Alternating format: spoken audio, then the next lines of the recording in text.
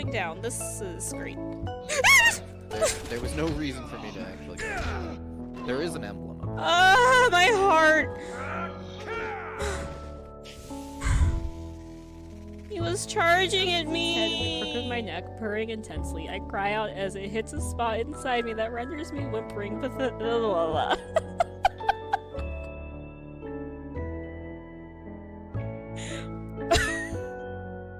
Brain just fully shut down on that word. Pathetically. Look, I can say stuff.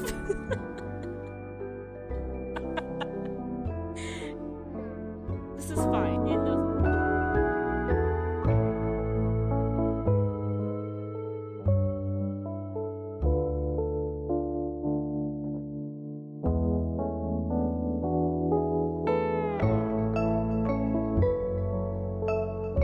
Where do I eavesdrop from? Oh, probably that pile of leaves, huh?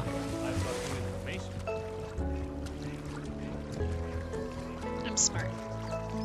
I'm very aware of my surroundings. Oh my god, I'm being hit with a boat.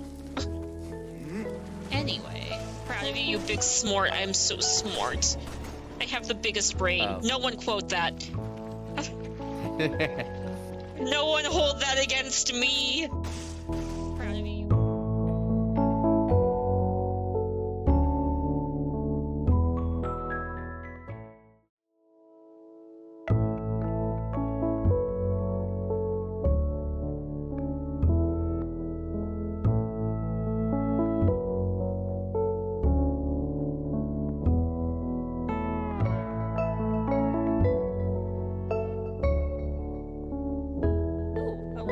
Down. This is great. There was no reason for me to actually go. There is an emblem. Ah, my heart! He was charging at me! Head in the crook of my neck, purring intensely. I cry out as it hits a spot inside me that renders me whimpering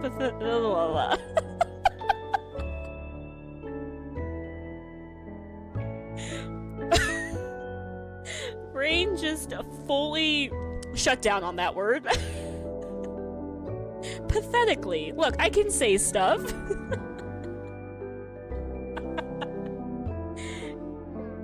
This is fine. It doesn't...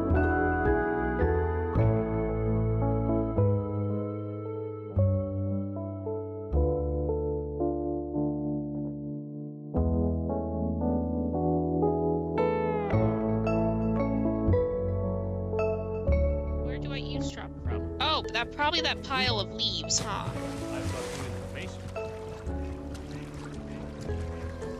I'm smart. I'm very aware of my surroundings. Oh my god, I'm being hit with a boat. Anyway, proud of you, you big smart. I'm so smart. I have the biggest brain. No one quote that. No one hold that against me. Proud of you.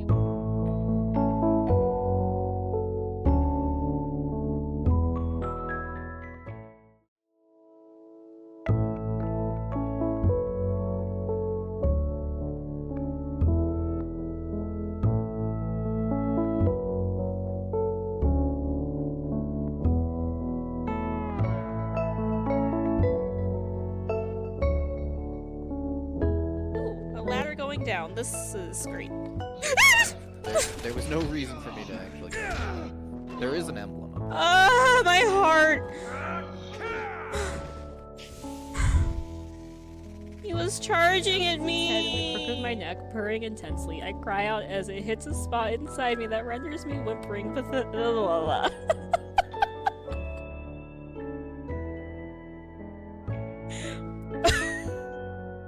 Brain just fully shut down on that word. Pathetically. Look, I can say stuff.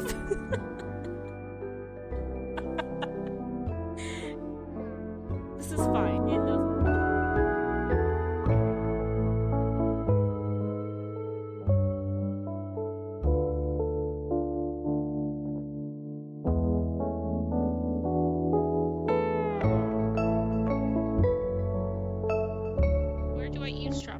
Oh, probably that pile of leaves, huh?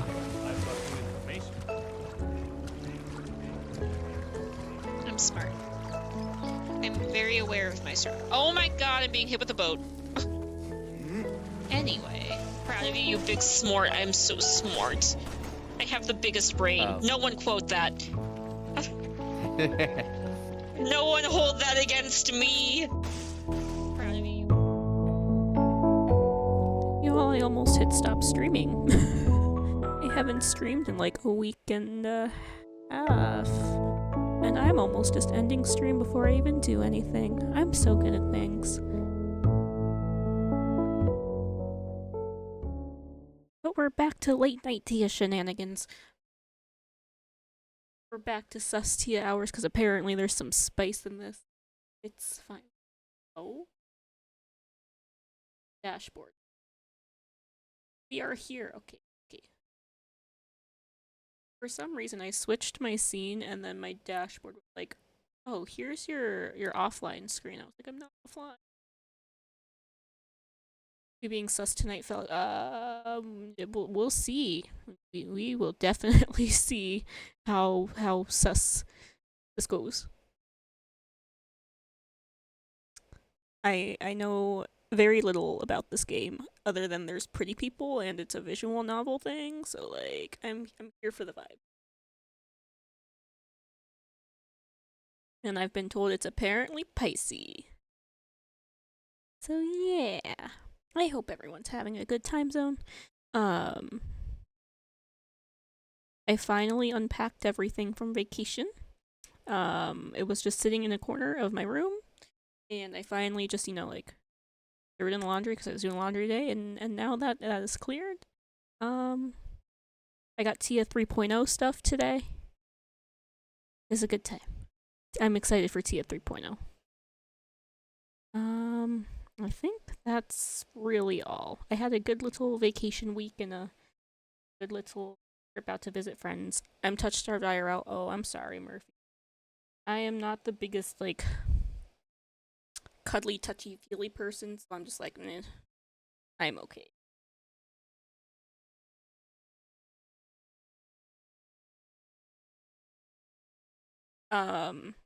Tomorrow I am a friend to give him his birthday presents because his birthday was like a couple weeks ago and we just didn't have time to like meet up because we were both busy.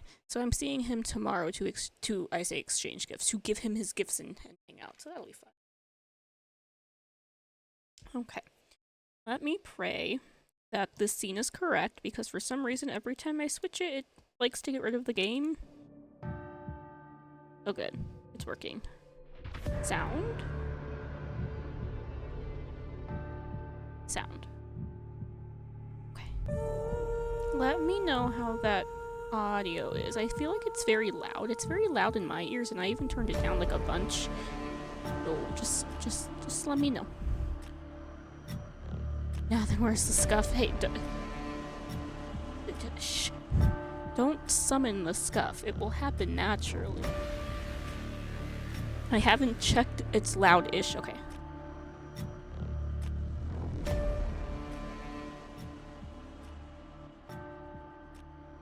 I like keeping the voices just like slightly higher though, even though I don't know what they sound like. Is that better? Is that better? Is that too loud? Better. Okay. Okay.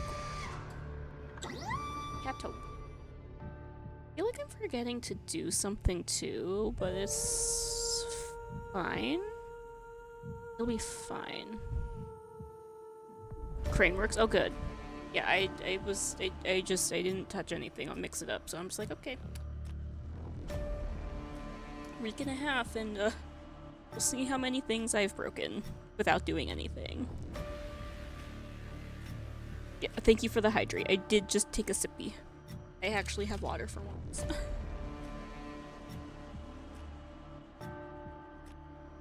Okay, new game. Okay.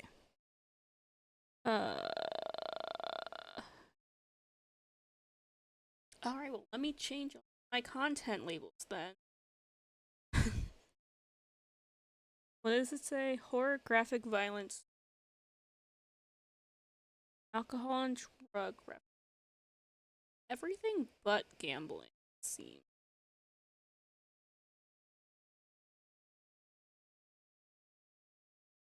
Dismemberment? Dismemberment. Yeah, it's fine. It's so fine.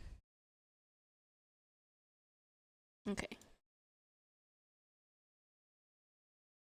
Y'all, I hope y'all are aware. It's okay. It's fine. Everything's fine.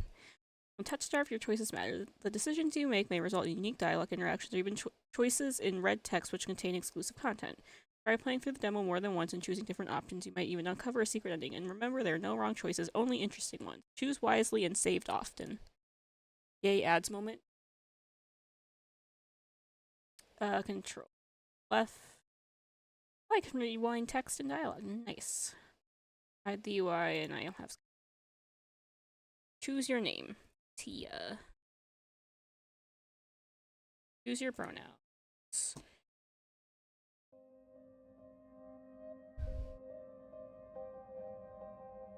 That should be running. Or are you saying, like, here's all the advertisements before it? Alright.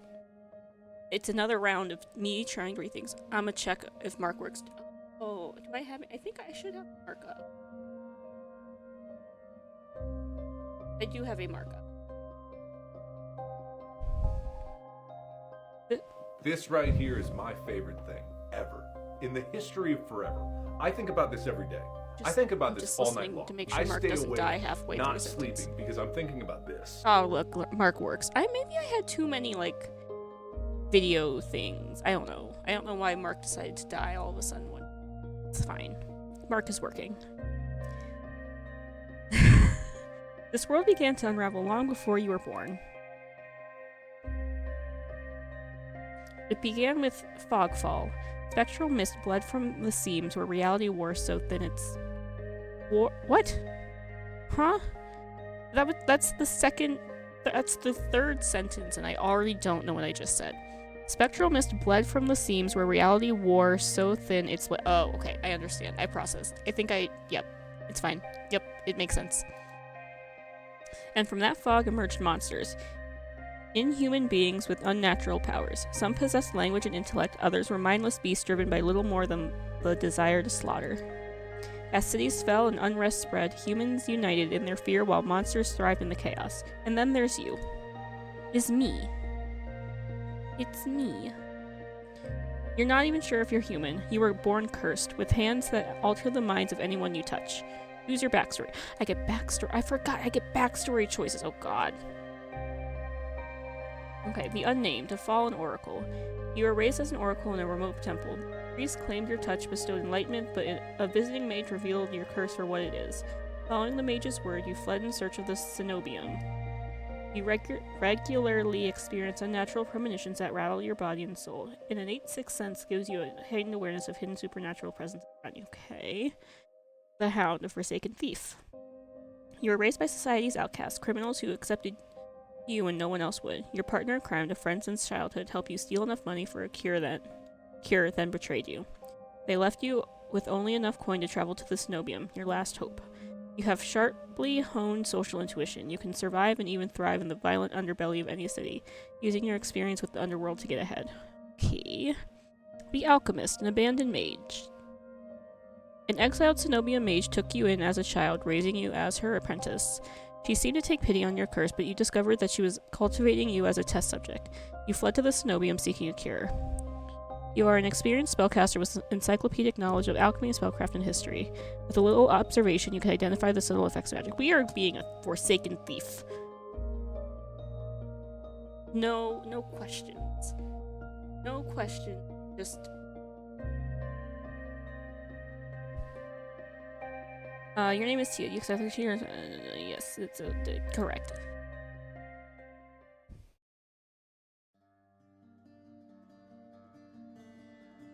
The wasteland stretches as far as the eye can see. There's nothing out here but death, the ever-present stench of decay, and countless sun-bleached bones cast like seeds across the barren land.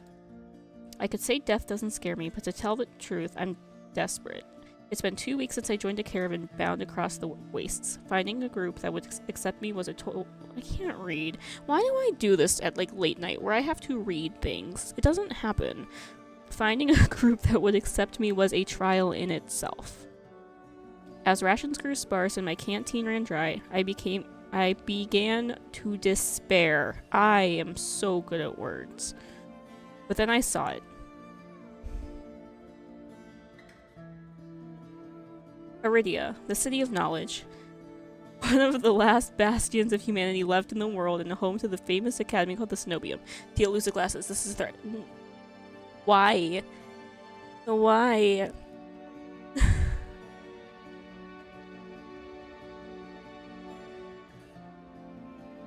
All the world's knowledge gathered in one place. If there's anywhere I'll find a cure for my curse, it's there.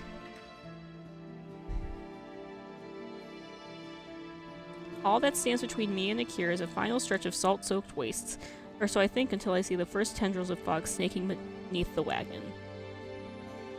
The wagon. Not gonna lie, it's really tempting. I mean, go for it if you really want to. I just don't know what's gonna be happening in plot. It's just gonna be flipping through it, not... Hi, that's gonna... Is this fogfall? My stomach sinks at the very whisper of it. A silent storm more devastating than fire. Dangerous in cities, but a death sentence beyond them.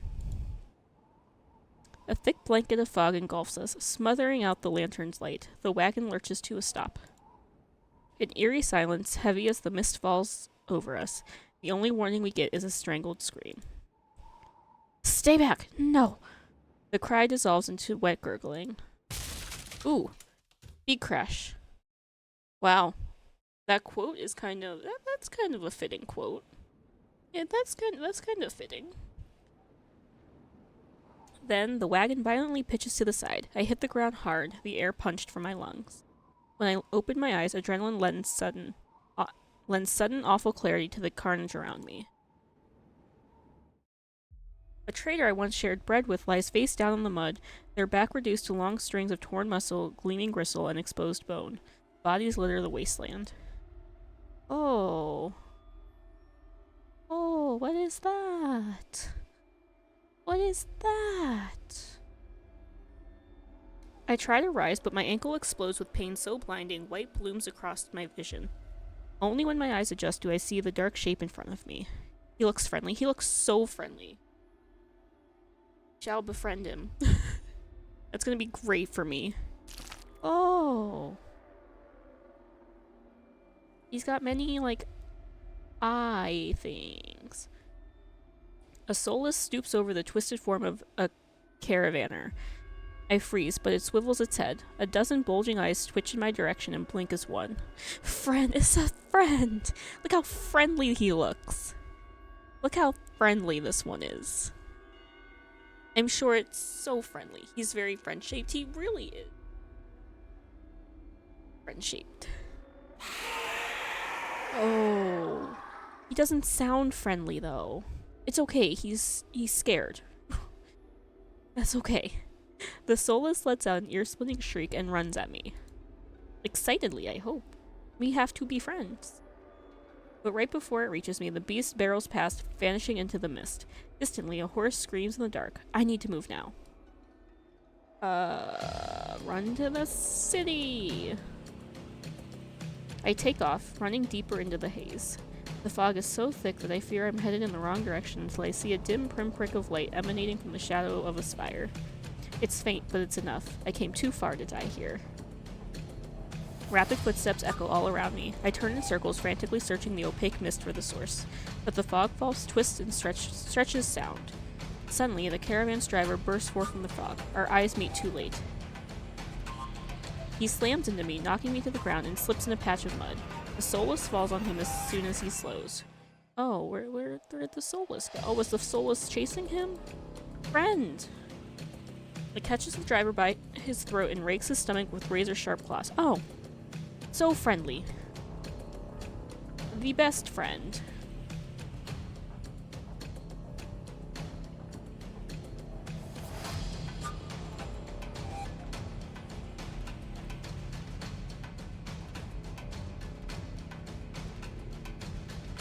He comes apart like butt paper, spilling intestines and viscera in a steaming tide. Oh, poor dude. Poor driver. Fighting the urge to heave, I claw frantically through the slippery muck for a handhold. Shit. My hand catches on the jagged edge I can read of a rib jutting up from the water. Bandages unfurl around the gouge torn deep into my palm. Oh. Owie. The pain's quickly forgotten when a hand closes around my wrist. Hello. It's a man! It's a man!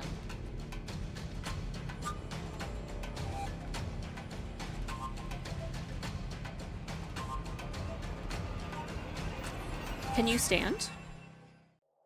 One of the travelers from the caravan leans over me. We need to run. They reach for my hand and I realize too late that my bandages have come undone. No, don't touch me. The sensation of their thumb brushing the back of my hand sends a shiver down my spine. All it takes is one touch, and in the space of a breath, my curse takes hold. Oh no.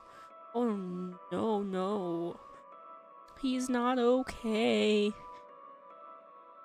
Their lips peel back into a deranged grin. Oh, evil laugh. I can't do that. I don't have a good evil laugh. He's not okay. No, I've seen this face countless times before. This is my curse. Madness of my own making. Their grip on my hand tightens until pain radiates from my knuckles. Let me go. Suddenly, clammy hands crush my throat, choking off my breath. I can laugh like that? Yeah, I don't have a good creepy laugh. Oh, I'm being told to die. Okay, I love this for me. Spit bubbles at the corners of... Whoa. Words are hard. Spit bubbles at the corners of their mouth and flex my face. The edges of my vision darken as my lungs scream for air. I feel like if we try screaming, it's not gonna work because we are being choked. I mean, that quote isn't wrong. It's not a wrong quote. It's very fitting for right now. I just can't read it. Late night. Close enough. It's fine. It's fine. Well, we're gonna fight them off. My nails gouge deep into the traveler's wrist, but no matter how much blood I draw, they don't flinch. The more I struggle, the tighter their grip grows. My pulse hammers in my ears, slowing with each thudding beat. This can't be happening. I'm going to die, and not because of the fogfall or the solace, but because of my own curse. Tears sting my eyes. No, not here. Not like this. The hands drop from my neck, leaving me wheezing for air. My lungs burn with each ragged cough. My vision clears and the traveler's face takes shape, hovering inches from mine. Lips still split in that macabre smile, even as blood seeps between their teeth. Oh, why are you bleeding? Why are we bleeding, my dude? Oh, they give one last shuddering breath and slump over the claws hooked through their stomach. That's why we're bleeding. That's why he's bleeding. Gingivitis. Oh. Friend? It's the friend. It's the friend. Friend. He helped us out. The soulless shoves the body aside, and the glowing eyes studying its leathery skin, thin as though grinning. It's a friend! Oh, that was crunchy sounding. Hello? Oh, not friend. There's a flash of claws, red spill across my vision. I thought there'd be pain, but as I sink into the murky water, all I can feel is the grit of Oh, okay. The grit of silt filling my mouth and the icy embrace of shallow water. Distantly, I notice an arm resting among an outcrop of reeds, mine neatly severed at the elbow. Gronk. Mage, thank you so much for the 7-month tier 1 resub. I appreciate it. Crunch Mallow. We're dying. We do be dying. We lost an arm. We lost an arm. Crunch Murphy. Look, okay. I did change Frosty tools, so it's not hyperactive kid mode. So, yeah. Here it is. It's not as hyperactive. How is work? How is work? I started this, and 3 sentences in, I already didn't know what I was saying. And the processing was super slow, but it's okay. We've made it a little bit further. I'm settling in. Good. I should have taken both arms. Without them, maybe I could have survived. Maybe I could have had a home. Instead, I'll die cold, alone, and face down in a desolate wasteland. A fitting end for a monstrosity like me. Ta-da!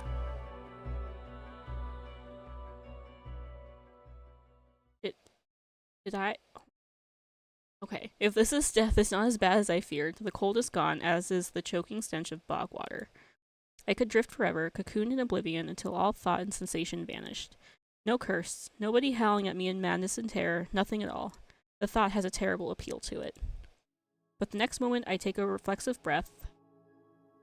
Yep, it's fine. Air pours into my lungs, then out again in a ragged gasp.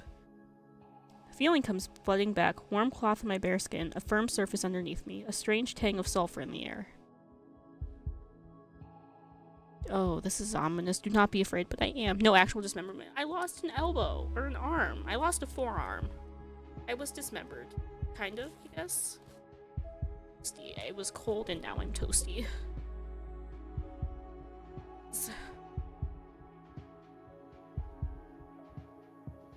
Hello? Oh. Okay, actual dismemberment. Yeah, well, apparently I was dismembered at the elbow, but it's okay. I drew a blank. It's fine. I twist my head toward the voice. Tears flood my bleary vision as the bright glow of lamplight. Try not to move. The voice is calm, steady, and commanding, but more importantly, it's a stranger's voice.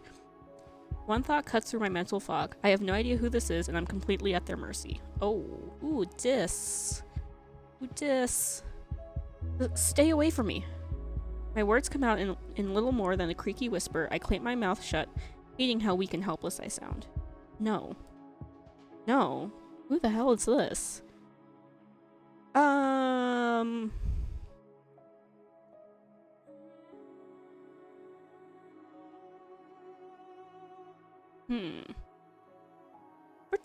We're just gonna lay down. we're just gonna relax. I let myself slump back against the thin pillow, wincing when the motion jolts my head. Ah, a cooperative patient. Thank you. Oh, you're a doctor. Okay. Or medical person, maybe, sort of. Get the big rest. I will get the big rest. The words swim in one ear and out the other without much comprehension. I pull the sheet up higher, wiping my eyes until my vision clears. The stranger towers over my prone form. Warm light reflects off his pristine medical coat. Oh, he got long hair. Who you? I instinctively shrink back, and that's when I notice that I'm completely naked except for a thin linen sheet. Oh.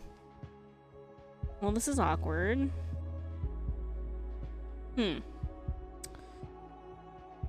This is fine, I guess? Naked, lying on a low cot with a pair of sharp golden eyes watching my every move.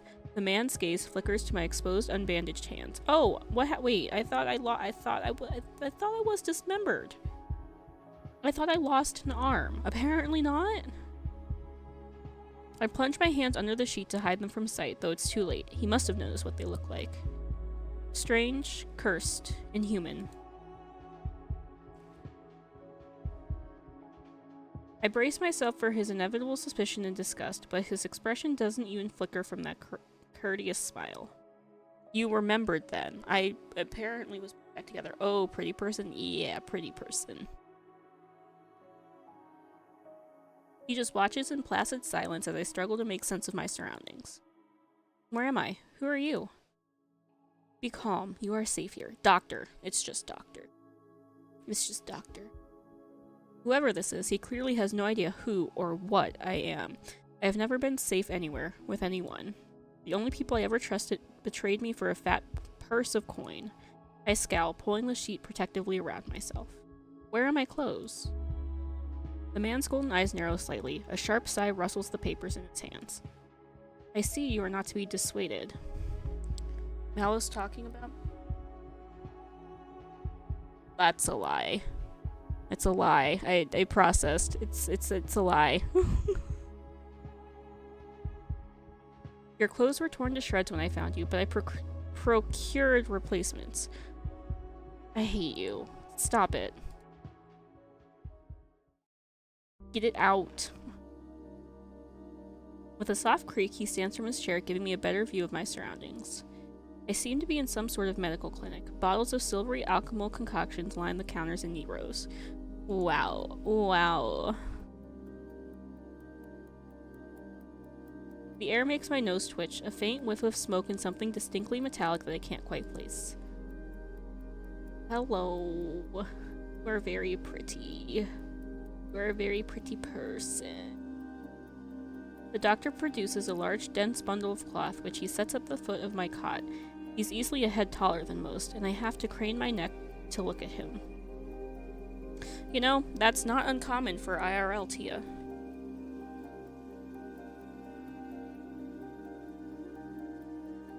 That's not just a doctor. Is it a rock? That is a doctor love interest. Look at him.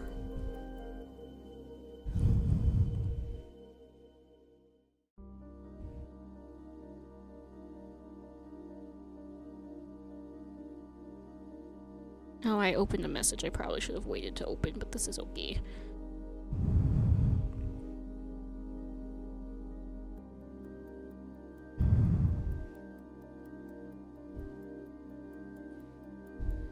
We're just gonna keep this here for a second because I should answer this.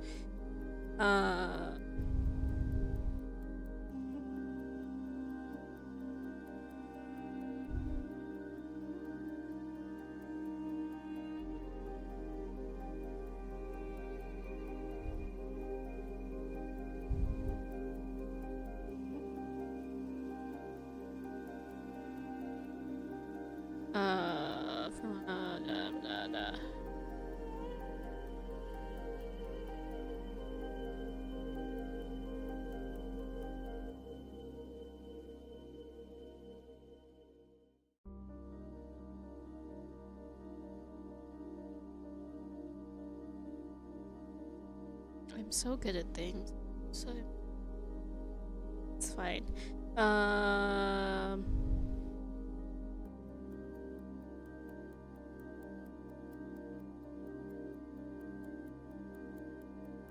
Okay. Good. Okay. Anyway. Oh. A choice.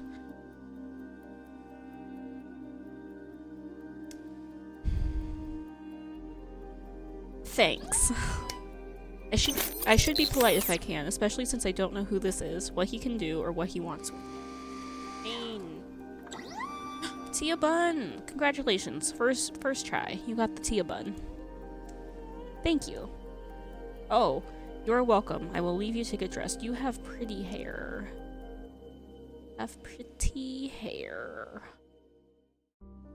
With a curt nod, he leaves through a narrow door. I hear a soft click as the lock turns behind him. I count to 3 in sudden silence. When I don't hear any more footsteps, I reach for the bundle of clothes. An itch on my elbow stops me short. I reach down absently to rub at it, then freeze when my fingers meet a neat line of stitches. Oh, so my arm was sewn back on. We were dismembered. And now we are remembered. Yes, I don't know. Friend, I know what I saw. That beast took my arm clean off. Fonks. And yet my arm shows no sign of injury apart from the black stitching poking through my skin. I gingerly flex my fingers, feeling my heart race at the sensation. This is impossible. I should be dead, or at the very least, gasping out my last breaths. Oh, hey, friend. I know. That's our bestie. That's our friend.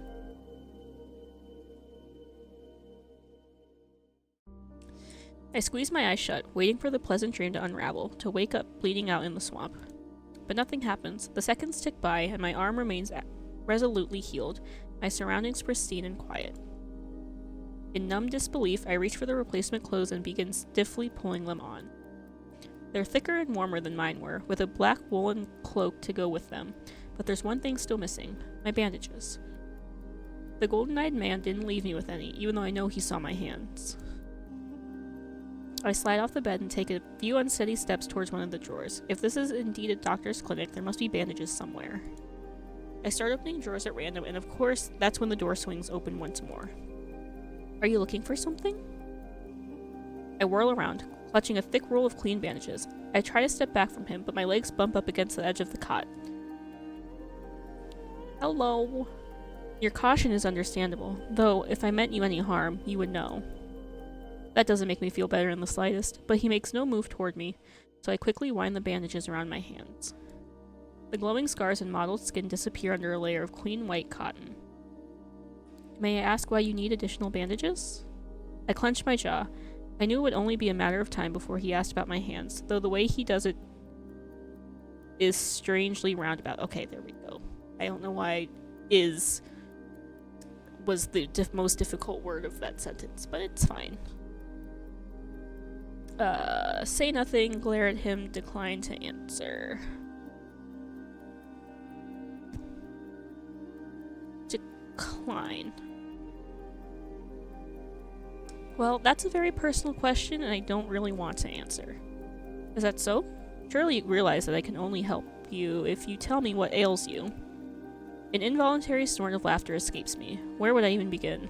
Would he even believe me if I told him? No, best to keep my curse to myself for now and learn more about him first. Who are you? You may call me Kuras? Kuras. Kuras? Sure. And where exactly am I? Aridia, which I assume was your caravan's destination. I can think of nowhere else for a group of travelers to go. He is named. He has a name! Kurt's ass. Oh no. Love interest. Aridia. So I made it to the City of Knowledge after all. I should feel relieved, but all I can manage is a vague sense of increasing unease. How did I end up here? I brought you to my clinic, of course. You were the only survivor from the caravan, barely clinging to life. You needed immediate treatment. Which you provided? Yes. He says it so simply, as if I'm a small child and he's explaining basic addition to me. I frown and flex the fingers on my recently healed arm. Aside from being a bit stiff, it feels fine. Thoroughly attached. Yep, that's that word. Thoroughly attached to me. You're saying that you stitched my arm back on? My whole arm. My entire arm was stitched back on. Pardon? Assaults attacked the caravan. It ripped everyone to shreds. It tore my arm clean off. But when I woke up here, I trail off, bewildered. I've never heard of any magic that could heal a mortal wound like that. What kind of person could do such a thing? The doctor, Kuras, pinches the bridge of his nose. He sits back down in his chair, quiet for a long time. I do not know where you came from, but Aridia is the city of knowledge and deadly secrets alike. Information is power, and it is most unwise to give or receive it freely. Since you have refused to divulge your secrets, I will not divulge mine. I do not even know your name. You are new to Aridia, so I will overlook the specific breach of etiquette. However, you should not expect others to extend the same courtesy. Do you understand? He looks pointedly at my freshly bandaged hands. Loath though I am to admit it, he has a point. I'm also a complete stranger to him, and if he's telling the truth, he saved my life. Hello, game? There we go. I take a deep, steadying breath. This time, when I speak, I sound a bit more like myself. Tia. My name's Tia. Hi. I got to smile. I got a little smile. It is a pleasure to meet you, Tia. There's a little more warmth in his smile, his polite demeanor back in an instant. Thank you? Hi. Hi! Thanks. Thank you for saving my life. I chance a smile in return. Even if he won't explain how he did the impossible, there's no doubt in my mind that he'd be dead if not for Cuirass. Think nothing of it. I'm not sure if he's just being excessively courteous, but his words only raise more urgent questions. But I have to ask, why did you save me? You don't know me. The question seems to startle Cuirass. I could hardly leave you to die in the wastes. Assisting those in need is the very essence of a doctor's duty.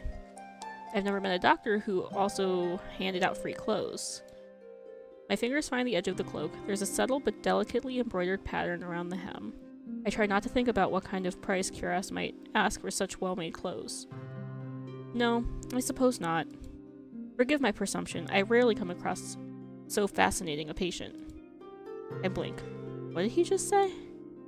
Ah, I simply meant that few would cling to life so resolutely. Yep, that's correct. Or brave such as a perilous journey to Iridia. I could not help being curious about you, Tia. His voice dips to a soft murmur and he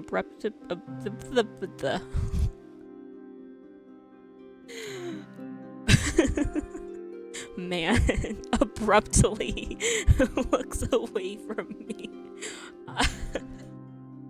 I'm good at words. I'm good at reading. I'm good at speaking sometimes. It's fine. It's fine.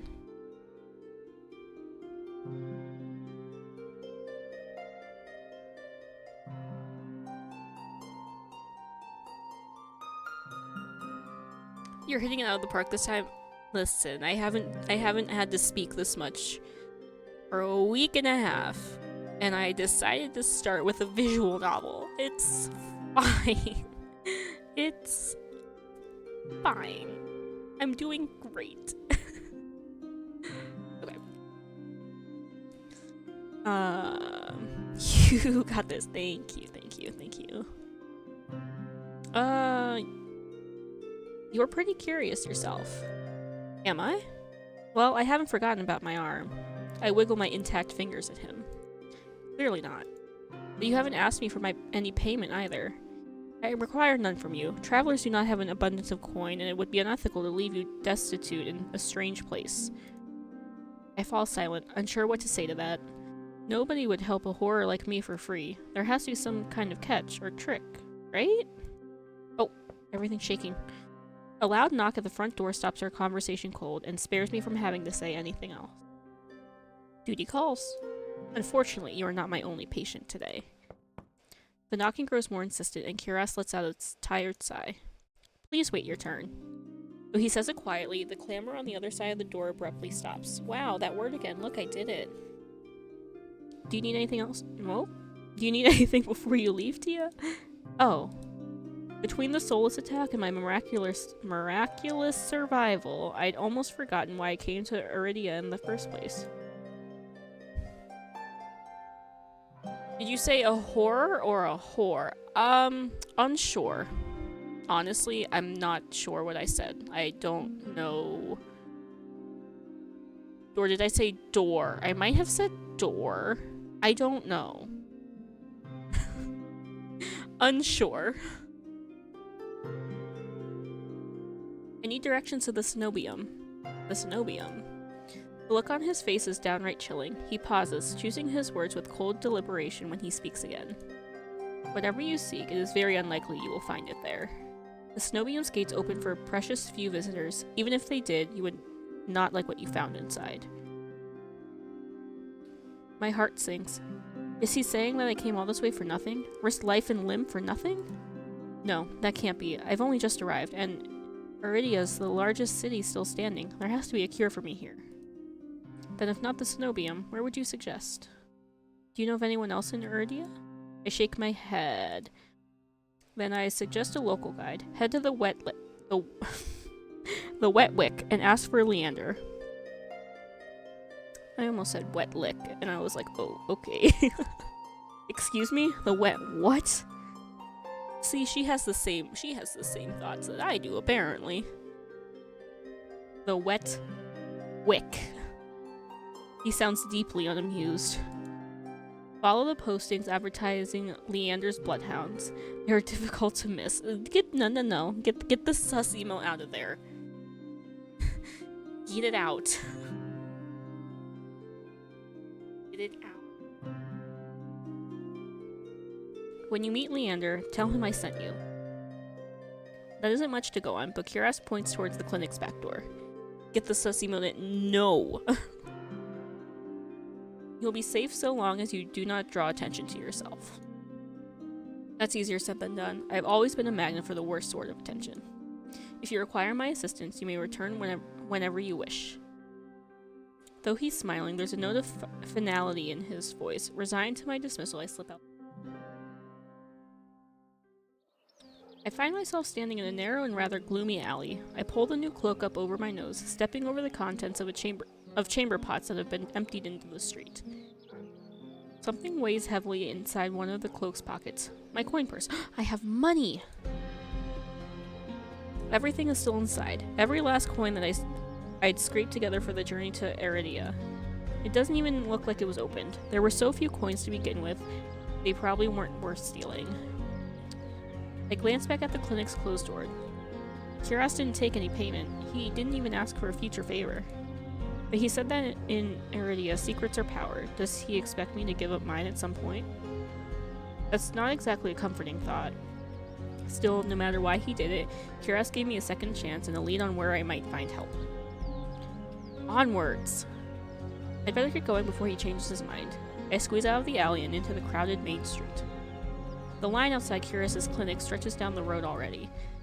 Two thin peddlers queued alongside weathered elders. If any place is in desperate need of a free clinic, it's this one. The cobblestones are treacherously rough under my feet, deep grooves worn between them by regular flooding and decades of hard use.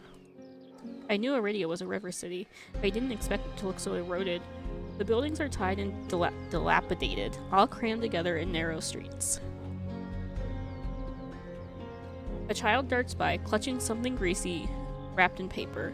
The smell of fried food drifts over me. My stomach gives a faint gurgle. Fried food. Before I started while I was waiting for the starting soon vid, it was like, I watched an Instagram reel and it was fried pickle dip. Oh, it looks so good, and now I want fried pickles.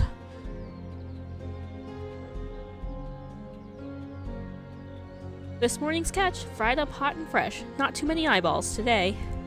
That sounds disgusting, but I'm starving, so I duck my head under the stall's grubby awning. A large fish leers up at me, its three bulging eyes still visible through the thick layer of crispy batter. The vendor gives me a gap-toothed grin. What's the cheapest thing you've got? You stumbled over the word silt, but nailed dilapidated. How? I don't know. I couldn't tell you. I don't know. I really don't. I stumbled over the word is and nailed dilapidated. I don't know.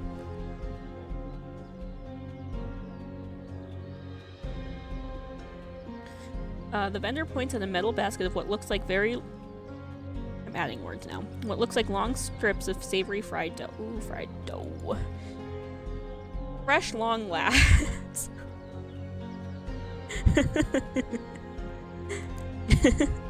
Fresh long lads, 3 copper apiece. Don't burn your mouth.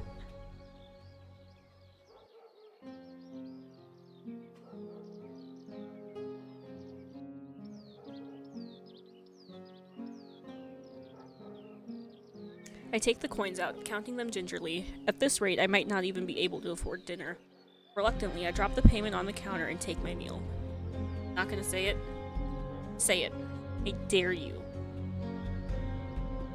I dare you to...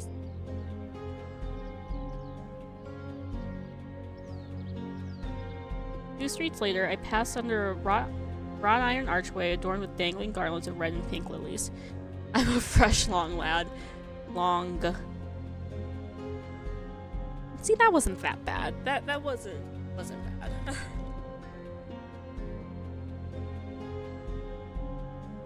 The buildings in this quarter are a dizzying riot of color, painted walls and tinted glass everywhere I look.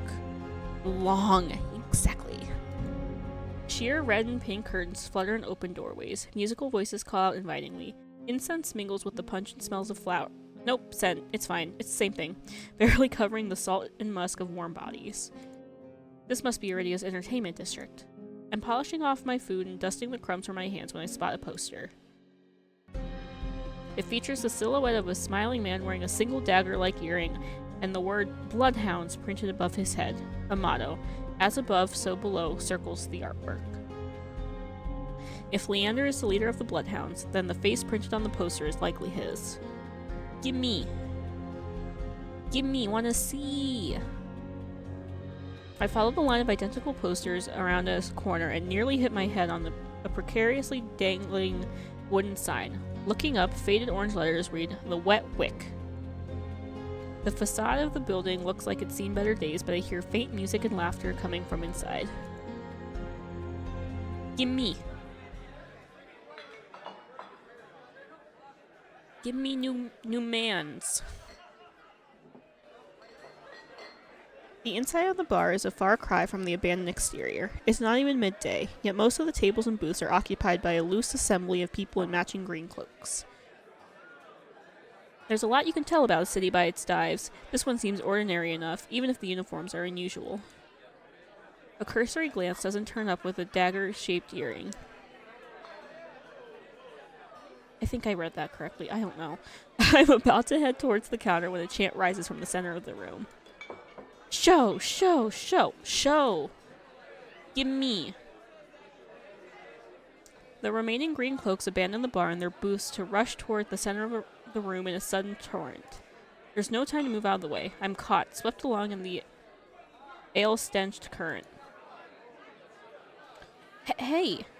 Rhythmic chanting drowns out my voice. I thrash, throwing out my elbows as the press of bodies grows heavier. My hip knocks into a table. I grip it, holding on tight to steady myself.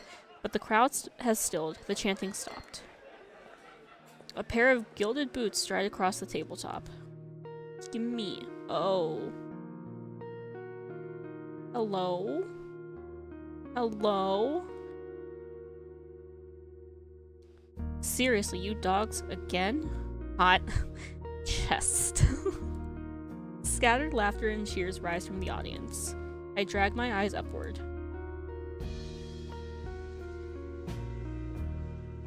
Hello? Hi. Hello. Oh no, he's hot! Hi. A well-dressed man stands on the table in front of me, his broad shoulders framed by the thick lapels of a trench coat. This really is the last time, all right? This time, when he speaks, the audience falls silent.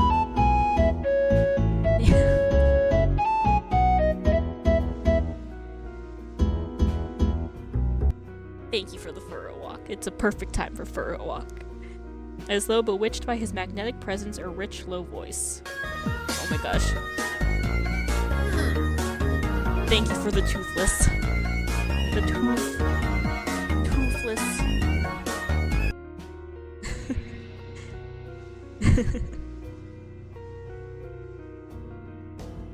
But nothing is as captivating as his smile. He beams at the crowd around him, a performer on his makeshift stage. Hi. Don't blink or you'll miss it. He laughs and the dagger-shaped earring dangling from his left ear catches the light in a flash of gold. It would seem I found Leander. The wingless toothless. He raises his hand above the audience and snaps. A flash of pale green light, real magic, no ordinary stage trick, blinds me. Oh. As the brilliance ebbs, my gaze refocuses on the mage towering above me. Guys, look, he made flowers. He made flowers. He flicks his wrist and the magic spiraling around him. Nope, that's not a word I know. Flowers! Yeah! Flowers! Nope, not gonna try. We're gonna keep going. Thank you. Please. At a time.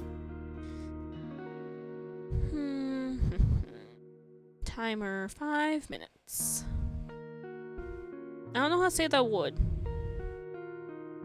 That word doesn't exist in my vocabulary. It's gone. Do not exist. Did I read this? I did not. A delicate flower stem sprouts from between his pinched fingers. One by one, glowing lily petals spring forth. Coalesces. Okay. That will not stick. But it's okay. With a flourish, the mage presents the conjured flowers. The audience bursts into clapping and cheers. A genuine magic show was the last thing I expected from a place called the Wet Wick. I'll admit it's an ugly-looking word. It's not fun. Leander plucks the iridescent bouquet out of the air and turns in a slow circle, giving his audience a good look. Now, who could use some good luck? Me! It's me. It's gonna be me. Eager onlookers scoot closer to the table. Some reach for the willies while others whistle and call Leander's name. But his cool green eyes slide right over them, locking on me and say, I called it, I knew it. It's me. How about you? My chest tightens. Every person gathered turns to stare at me. Hot. Yeah, gimme. I reach out, all too aware of the way my fingers tremble as I carefully take the flowers from him. There's no weight to them, only a faint warmth that radiates from the stems. As soon as the flowers leave Leander's hand, their white dims. They fade away in a shower of opalescent light. To my surprise, Leander laughs under his breath. That's the problem with flowers. They don't last long, but they leave an impression, right? He grins at me, and I find myself smiling back. Oh. Leander steps off the table, dropping among the excited crowd with an audible quaint. Alright, bloodhounds, get back to your drinks. Show's over. The green cloaks disperse at his command, returning to the tables and booths. Before I can make my way to Leander, his eyes find me. Hot, but also a great way to give someone anxiety. True. I had the option to refuse this. Fine. He gives me a friendly wave, then beckons me over to the crowded counter. Hello. I manage to squeeze behind him, but there's so little room that his broad shoulder presses against mine. I tense, but he doesn't seem to mind at all. Is this your first time in Awidia?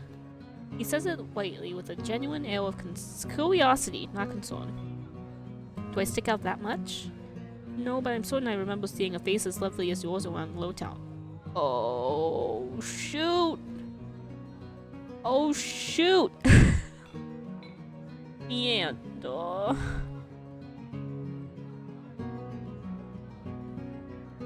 My eyes flicker to the polished countertop. I'm not used to flattery, and being this close makes eye contact difficult.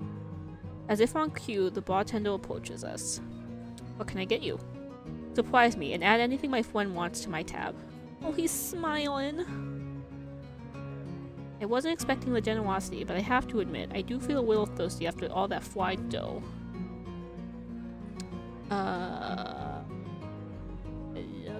Sure, we'll have what he's having. While the bartender fixes our drinks, Leander leans his elbow on the counter, close enough to notice the purple shadow under his lower lids. His eyes wander over me and return, but when they lock on my bandaged hands, a sour taste rises in my throat. Here come the questions. So what brings you to the Wick? Kiras sent me. He pushes his hair back from his forehead, but it immediately falls right back into place. So it's about work. The bartender returns with a pair of glasses filled with what I can only assume is beer. I raise my glass and give it an experimental whiff. It smells faintly yeasty, but with an undercurrent I can't quite place. A quick sip confirms my worst suspicions. It's awful. Somehow briny and sour in a way that reminds me of pickles. But pickles are good! Don't compare beer to pickles. Alright. That was good. Pickles! Pickles! But any thought of complaining dies the moment I look up and see Leander taking a deep swig from his glass. He lets out a satisfied breath. How can I be of assistance? I need to get to the cenobium. As soon as the word cenobium leaves my mouth, the entire bar falls silent. Pimple. Bloodhounds twist around in their seats to gawk openly. Finally, an especially drunk one speaks up. The hell are you bringing up the cenobium in here? Throw him out. This is bloodhound territory. The vitriol catches me off guard. From the angry looks thrown my way, it's clear I've broken some unspoken rule just by mentioning the cenobium. I glance at Leander. He's drinking, as though he hasn't noticed the uproar. Only when he catches me looking does he lower his glass. For the love of... He drags a hand down his face. Hey, keep it down, will you? This is business. I tense, expecting an argument, but the outspoken bloodhounds silently return to their drinks. Only a handful continue to watch me warily.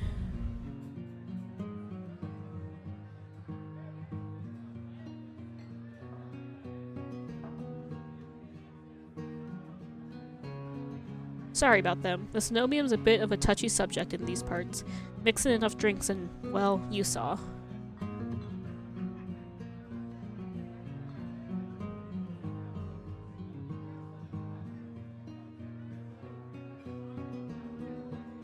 How about we continue this outside?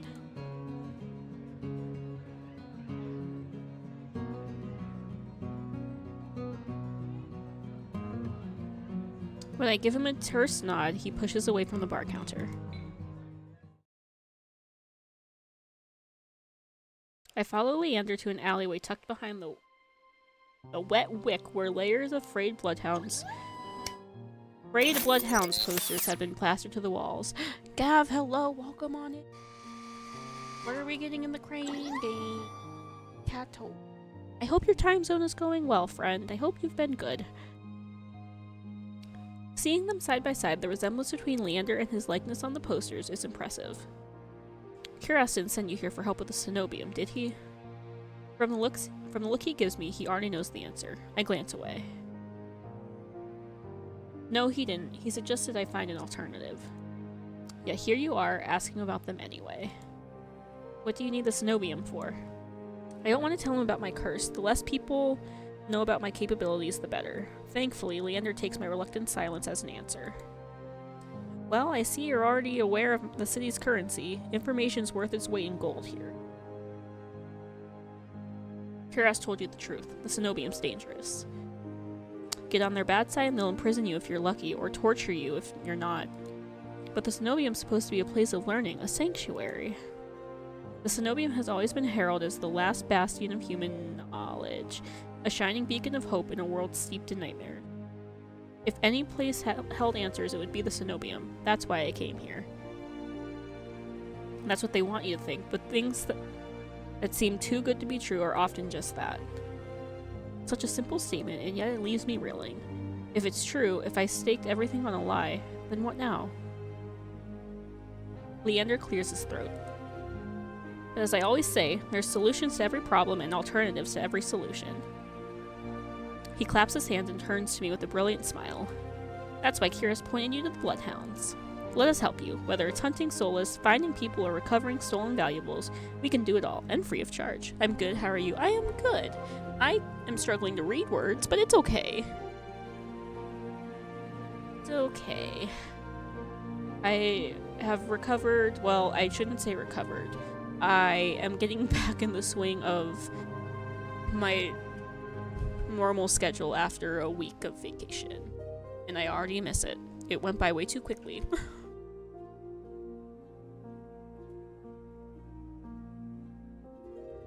I'm shaking my head before he's even finished his practice speech. My patience wearing dangerously thin. Listen, I appreciate the offer, but my problem can't be solved by a group of good Samaritans. To my chagrin, Leander nods slowly. Then your problem must be fairly serious, and if the cenobium's your first choice, you're searching for a magical solution, aren't you? When my eyes widen, he nods along, as though he suspected all along. I'd be happy to help you out. That is, if you'll tell me what ails you. Leander might not work for the Cenobian, but he is a mage, and a powerful one at that, if his demonstration earlier is any indication. I'm silent, plagued by decision. I don't know if I can trust him, but it's not like I have any alternatives. I hate to admit it, but this could be my only path forward. My confession comes out in a pained whisper. I'm cursed. Cursed? Oh, now I can't read. Oh, now I'm very curious. What kind of curse? Something ancestral or more recent? He looks me up and down, taking in my face, my eyes, and finally my hands. Trust him. We trust him. Trust him. It's your hands, isn't it? Man. I wait until I'm certain my voice will remain steady before answering. My touch is dangerous. It changes people, hurts them. Before I've even finished, Leander begins taking off... Oh, I can read. His glove off. He tugs his left hand free and flexes his fingers. Let's see it.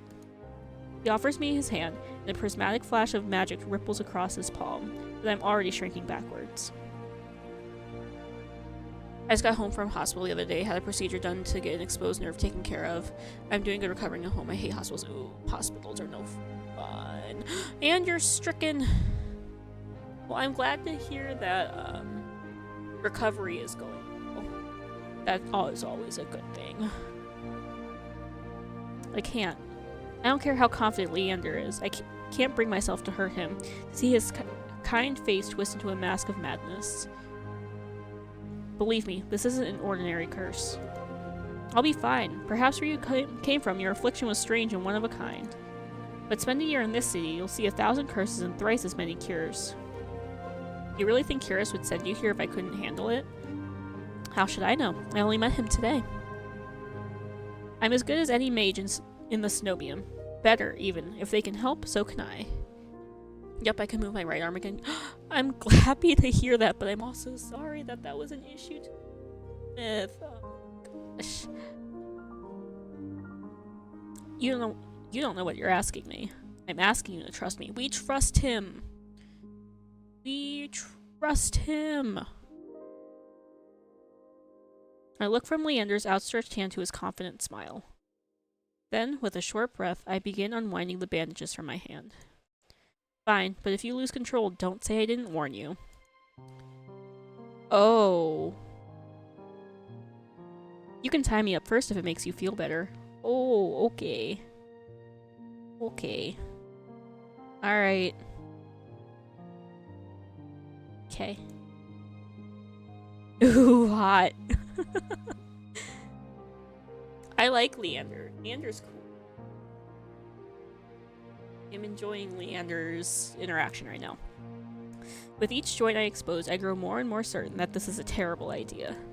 Ready when you are. If he's bothered by the way my hand looks, he doesn't show it. My fingers hover shakily over his palm. 3, 2, 1. Touch him.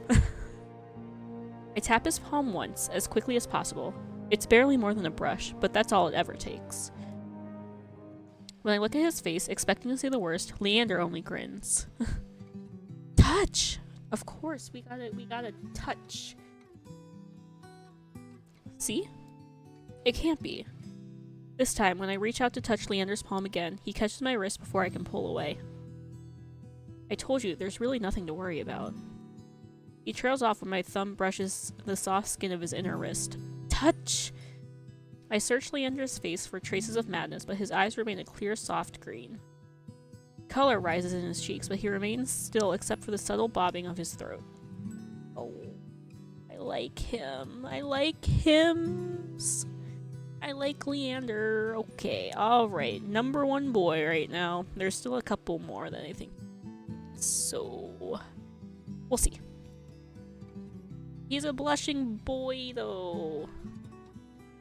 Look at the blushing boy. Neither of us speak as I trace the contours of Leander's palm, lost in an awareness I wasn't prepared for. Whoa. What? How did we get here? I've been with other people, kissed them, been embraced by them, and more, but not like this. My fingers, long deprived by years of bandaging, pick up every single detail. The grooves of his palm, the smooth shell of his nails, the pulse of his heart. How did we get here? For as long as I've lived, I've never been able to hold someone's hand, not without dire consequences. I never realized what I was missing until this moment. Is this why we're touch-starved? Why we're touch-starved? I get it now. I understand. While Leander's pulse is steady, mine is hammering as fear gives way to excitement. Oh.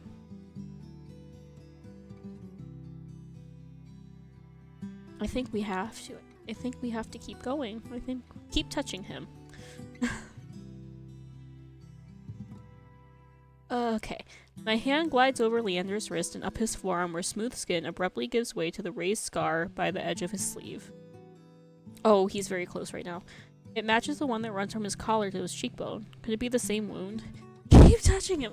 I know I have to. Thank you. Thank you. Thank you for the quote. I glance at Leander's face and his lips part as he considers his words before speaking. Am I the first person you've been able to touch like this? My hand goes still on his arm. So far, I'll admit your touch does make it somewhat difficult to stay level-headed, but not due to your power. Oh, Leander. Hecka. Hecka. Man. Man.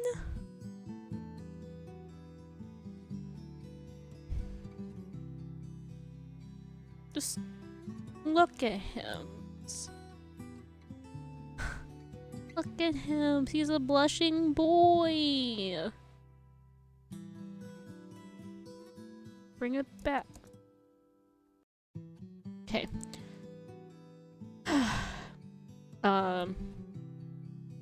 Perfect.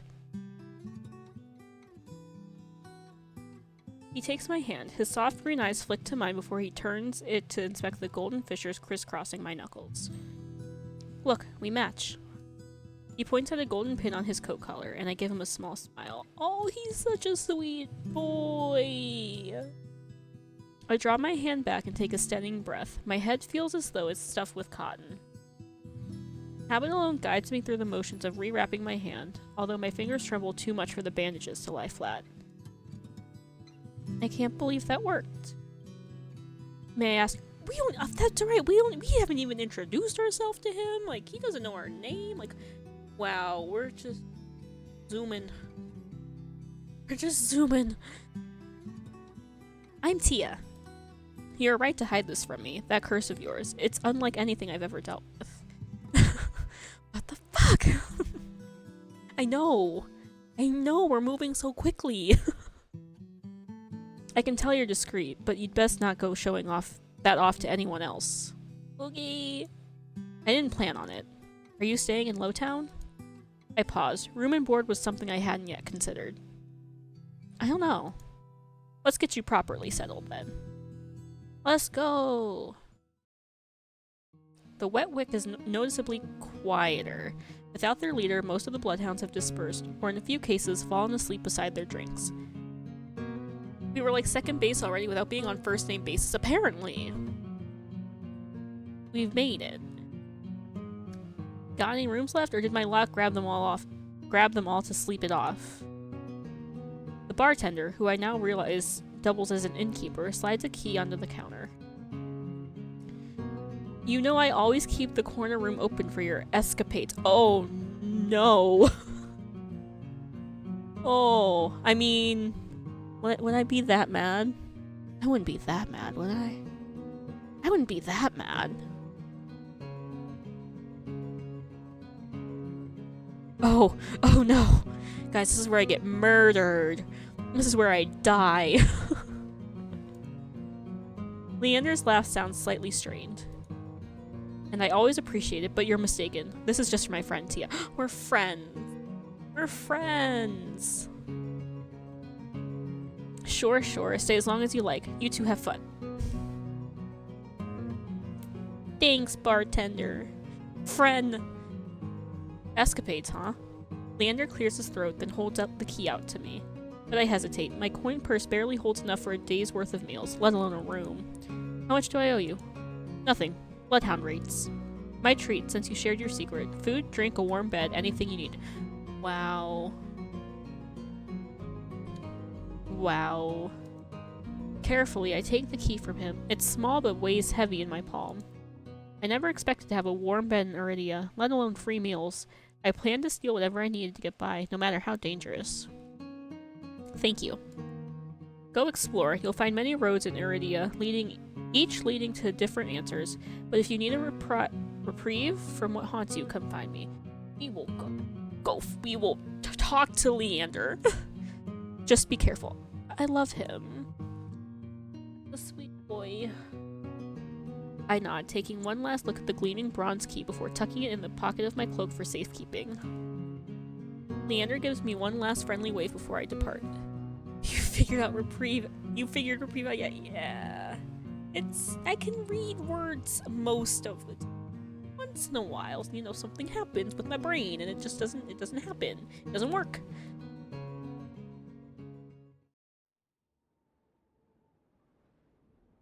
Okay. The air clings sodden and heavy. Without the morning crowd, the sunless streaks look barren and bleak.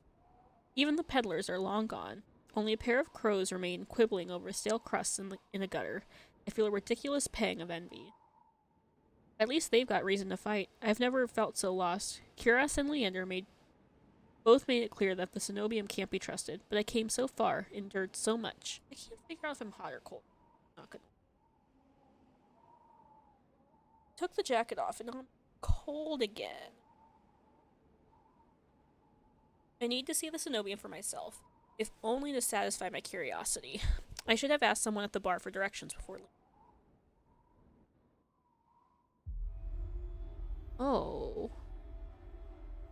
I'm about to turn back when a shadow passes over me.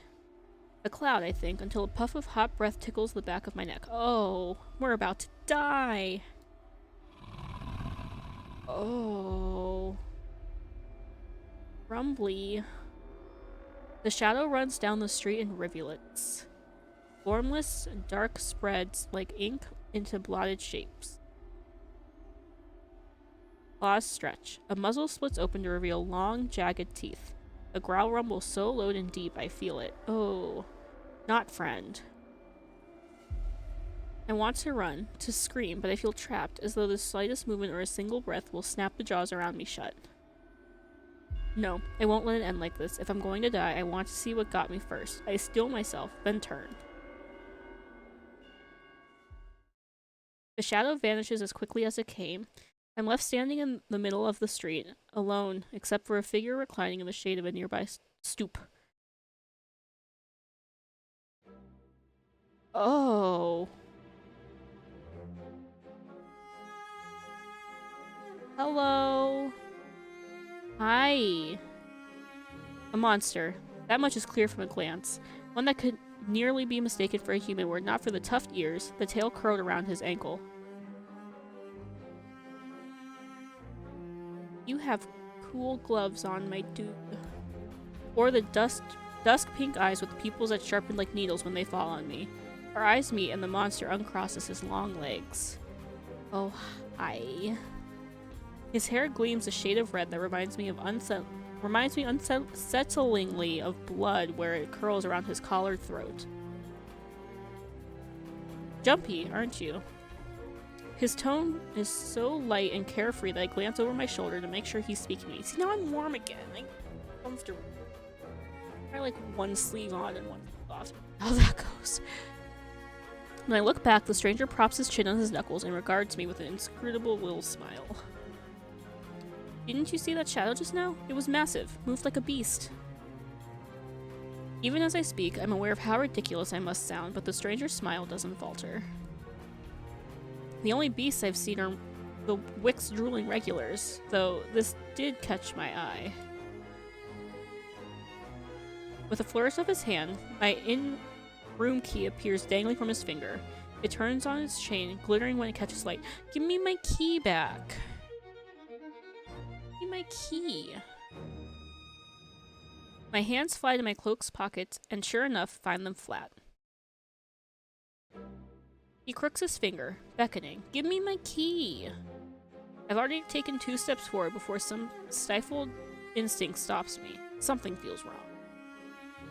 I'm still on edge, thrumming with so much adrenaline that the stranger's shadow flickers at the edges of my vision. I always attract the worst kind of attention, but I can't get rattled now.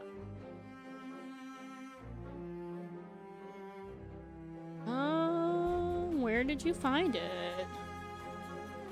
How did you even find it? The key, I mean. What can I say? I'm a sucker for shiny things. He smiles wide enough to reveal pointed canines. Give me a smile! Okay. I saw you drop it. You really should be more careful. A city like this, someone might take advantage. A bald-faced lie said without a hint of irony. I can't figure out how he picked my pockets under my nose, but I'm certain he took my key, and I need it back. I approach the man carefully, Nope. I'm making up words. I approach the man, careful to keep an arm's length away. He doesn't look dangerous, but the most deadly ones never do. The stranger's chain softly clinks with the tilt of his head. His ears flick. Keeping your distance?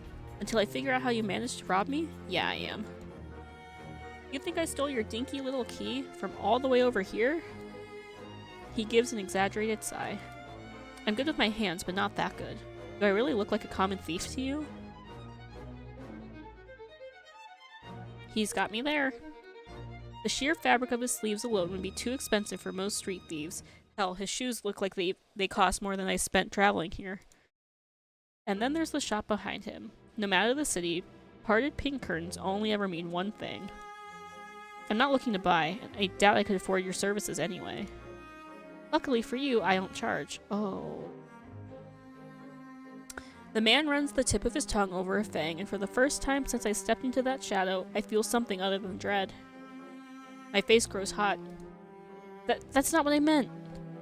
I'm flattered, really. Were sex my trade, I might make an exception for you. How about half off for a handy... Or you could just hand over my key. Ask nicely, and I might even let you tug my tail. Oh, okay. Just throw it here. So some spindly little street urchin can snatch it and run? He raises my key and tilts his head so he can watch it dangle back and forth. I suppose I could just claim your room for myself. Not that I'd be caught dead slumming in the wick with the rest of those slack-jawed imbeciles. You're obviously not from around here, so tell me, traveler. What misfortune brought you to this wretched place? His voice practically drips with derision. I'm not telling you anything.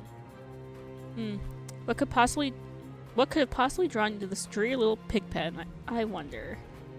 He listfully watches the arc of my key swinging around his finger. The weather's shit, the food's dreck, and there's entirely too many monsters for a human to feel safe. Unless... Dagger-sharp eyes flick towards me. They gleam with amusement. Unless you're just dying to consort with monsters. Oh, are you... What? Gonna keep going. We're not talking about this right now. By now, my embarrassment has worn away, leaving simmering impatience in its place. If this is a shakedown, it's the most frustrating one I've ever experienced. I can either turn him down or flirt back. I just want my key back. I just want my key back. I just want to go see Leander again. Give me. Give me. Turn him down. Are you done, or did you plan on flirting with me until night falls? He touches his chest in mock affront. You wound me. How can you be so immune to my charms? Give me my key back. You're about as charming as an ox and half as subtle. I suggest you go practice your seduction on someone interested. Dang. Dang. That earns me a burst of breathy laughter. How about you teach me the ropes? Show me a thing or two. The more he flirts, the more convinced I become that this is some kind of trap. No matter how innocent monsters look, they always have tricks up their sleeves. And something tells me that this one's more dangerous than he lets on, even if he has a lovely laugh. I don't know what you want or why you're messing with me, but I'm not coming any closer until I know you aren't going to attack or bite. I won't bite hard, unless you beg me. Give me my key! No matter what he says, he finds a way to twist my words into innuendo. Even when I'm silent, he goes on as though we're having a conversation, not a standoff. You like dancing? There's a traveling troupe performing in Hightown tonight. Their ludus is utterly exquisite, truly a performance to die for. There's life in this dreadful place, if you know where to look. You sound like you know the city well. The man's gaze flickers from me to the key dangling from his finger. Just give me my key! Naturally, the stump was little more than a miserable little smear when I first arrived. Hightown, Lowtown, I know Iridia like the back of my hand. What about the Cenobium? You know where that is? His smile vanishes. Surely you've seen it, that absurdly large tower looming over the rest. It's a little hard to miss. He must mean that spire I noticed when I first caught sight of Iridia. The Cenobium's overrated. Forget about it. I can show you things those stuffy boars and those in their limptic tower couldn't even dream of. I've already got plans. Oh? Have you been pressing matters at the Cenobium? Lunch dates with librarians? Tea time with the most esteemed abbess? Abbess? That's my business. What's the matter to you? I square my shoulders and the amusement bleeds out of him. Your loss. The stranger, finally bored of his tedious game, extends his hand towards me. The key rests on his palm, neatly dividing skin and leather. When he makes no other move, I reach for the key, but as soon as my fingers graze smooth brass, his hand springs shut around my elbow. What? Hey! Hi! He yanks me down and I stagger, my soul slipping on the steps.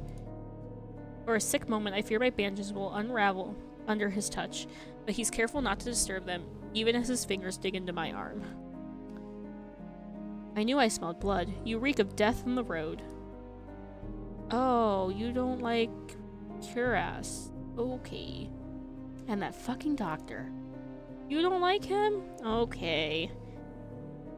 His voice, once silken, lowers to a smoky growl. The shadows around him seethe and boil as he pulls me closer. And something else. He murmurs against my throat, nose grazing my jaw. Let go. I try to twist away, but he doesn't budge. His breath trails down my neck, sending a thrill of dread through me. A thrill of yep, I said that. But just when I fear he'll bite, he takes a deep whiff instead. His wide, flat eyes gleam with naked hunger as he gazes up at me. Not quite human, not quite monster. Seems we're both... there! The stranger's ears flatten, and he releases me with a short breath. I yank my arm back, massaging it where his grip left grooves in the bandages. The stranger twists around to watch a woman duck out from the curtains behind him. Her pressed uniform bears the insignias of the Cenobium. I leave you... I can't read. I leave you for all of what? 10 minutes and you're making trouble again? Will you quit harassing the tourists? The stranger, Ver I take it, rolls his eyes and flashes the cleric a withering smile. So suspicious. Can't you see this is a friend of mine? A natural liar, he grins at me and his tail swishes minutely. The woman purses her lips at me, clearly unconvinced. I open my mouth to correct him, but Ver cuts in. I was graciously offering my dear friend some free advice. Though his voice remains light and cheerful, his expression darkens. Danger's drawn you like a moth to flame. It will always find you, given time. The woman clucks her tongue as though she's heard this recital 102 times. Word of advice? Don't take free advice from lazy foxes lounging in the streets. This crook would sell water to a drowning man for the sheer enjoyment of it. She shrugs off a wilting look from Ver. Oh please, any friend of yours knows it's true. Now hold still. Ver rises gracefully at her approach. He pushes his hair aside so it drapes over one shoulder, exposing the long line of his neck. And suddenly, it dawned on me that the jingling I heard earlier wasn't coming from the harness attached to his collar, but a leash. A heavy iron chain wound again. I can't read. Wound around a hitching post and padlocked to the back of his collar. Bear posed deliberately to hide his leash from me. The woman produces a keyring from her pocket.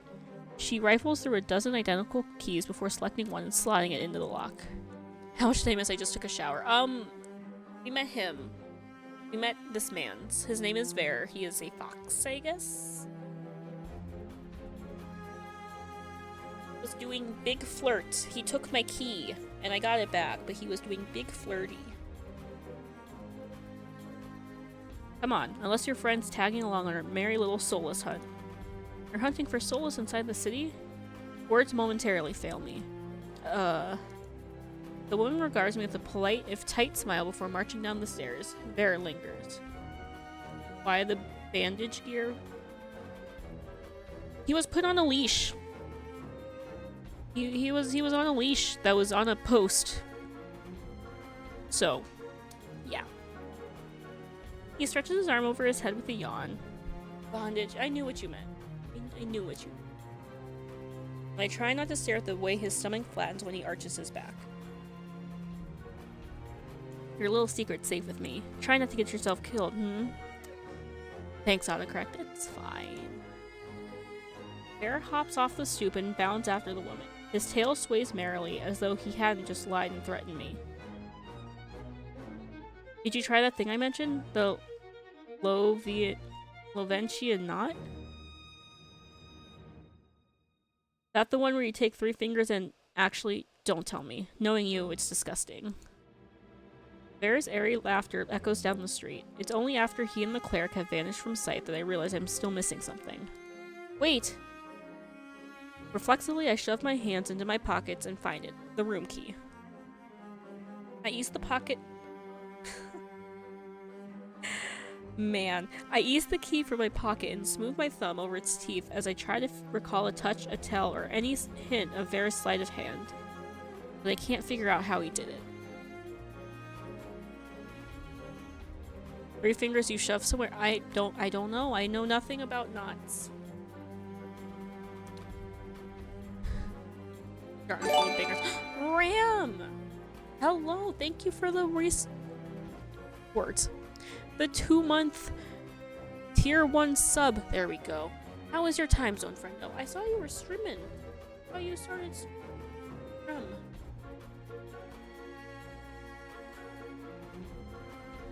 How's Stremby?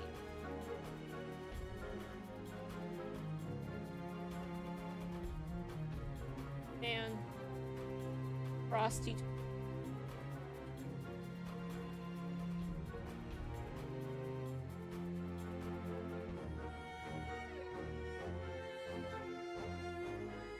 All I know for certain is that the Cenobium saw fit to leash him, a fate I could share if that's what his vague warning meant.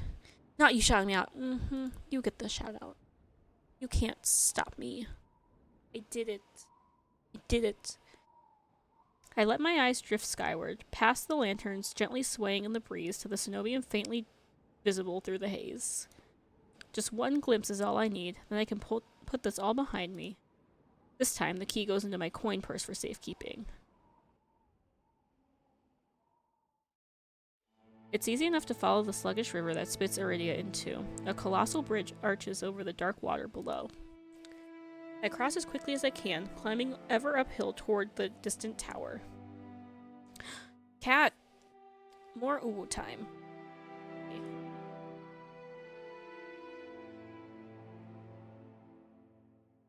Cat, hello, welcome on info, and I hope your time zone's going well. Hours later, legs aching, sweat beating on my forehead, I finally find what I was searching for. Wham, thank you so much for gifting a sub to Cat. Enjoy the T-motes and the ad-free viewing. The Cenobium of the Luminous Void. It stands at the highest— Look at my horse is amazing, give it a lick. It tastes just like raisin. Whoop! Whoop! Just to make her waiting harder. Of course, of course. Tia wishes the most important emote. I stand at the highest point of Awidia, surrounded by cold white walls. Well-dressed people stroll down the walkways, paying no attention to the massive tower in the mists. I'm the only one standing before the gates. I crane my neck up and up until the top of the Cenobium Tower disappears in the clouds overhead. I can't see the word Cenobium or whatever without thinking of the word for the fluid between your joints, synovial fluid. Yeah. I frown up at the gates, wondering what horrible traps they might contain. Despite their delicate beauty, there must be more to them that meets the eye. Knocking seems like a terrible idea, but I don't see any other way of making my presence known. I'm halfway up the steps when something moves in my peripheral vision.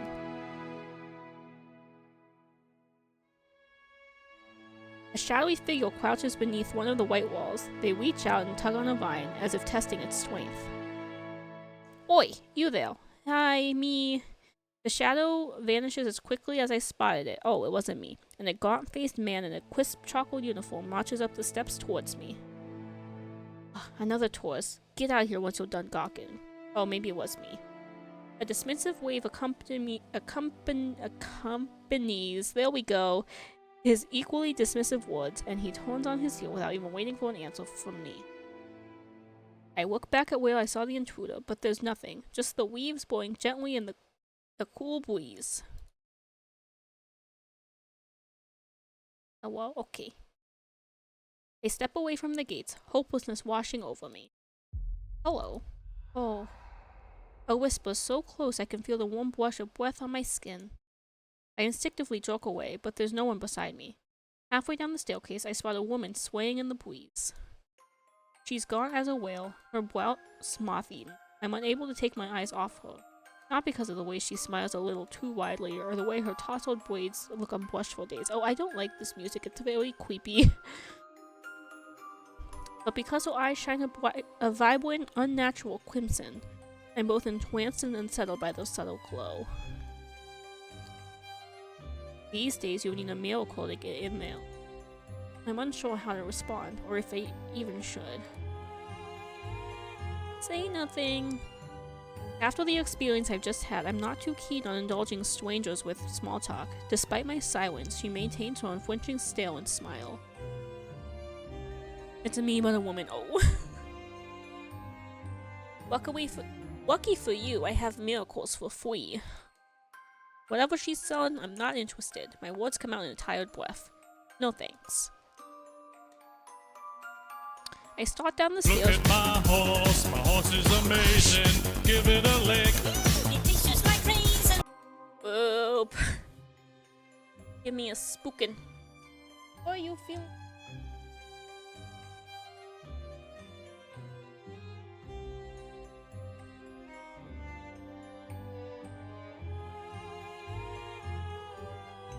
Okay, perfect timing.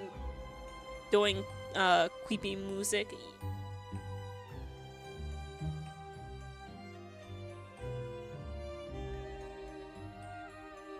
Oh my gosh, wait, why are my shadows on?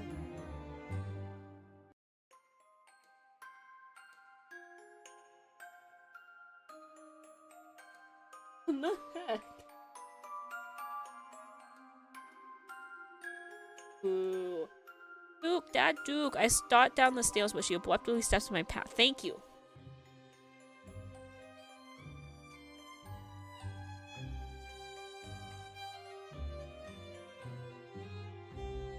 Why does Frosty Tools hate me? Why are we on a cooldown?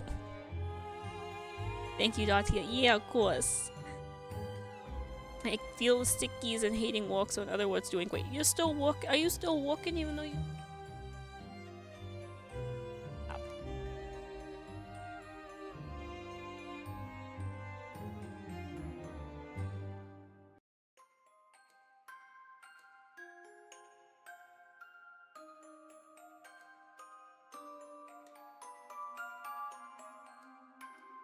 Oh, because that's a new thing they added.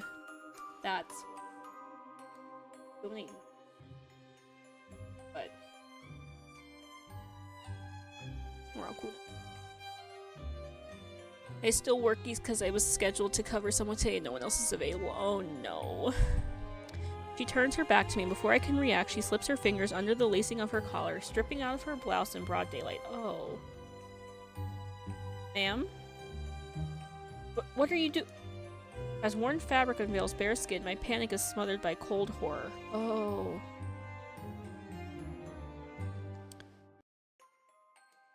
A misshapen, sunken scar carves into the woman's body. Pitted, gnarled skin snakes down her shoulders, blooming from a gaping hole in the back of her neck. Oh. Ma'am, this is a Wendy's.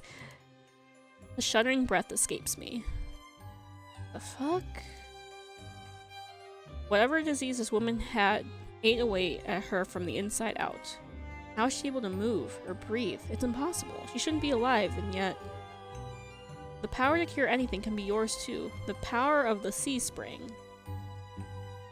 The woman slides back into her blouse and deftly laces it up. If I've caught your interest, then follow me. It's only a short walk away. I don't trust her. I don't trust her is the thing. Without another glance, she leisurely strolls down the cenobium stairs, loose braids bobbing behind her. The edge of her scar peeks out from under her collar. I stand there, wordless, until I manage to regain my bearings. It's a twisted miracle, but a miracle nonetheless.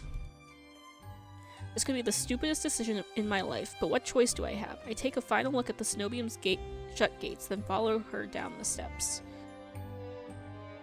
Y'all, this just feels like a bad idea. This is just a bad idea. Y'all missed my favorite person, though. Why wouldn't you trust this shifty-sounding person? Because Game T is dumb. Game T is determined.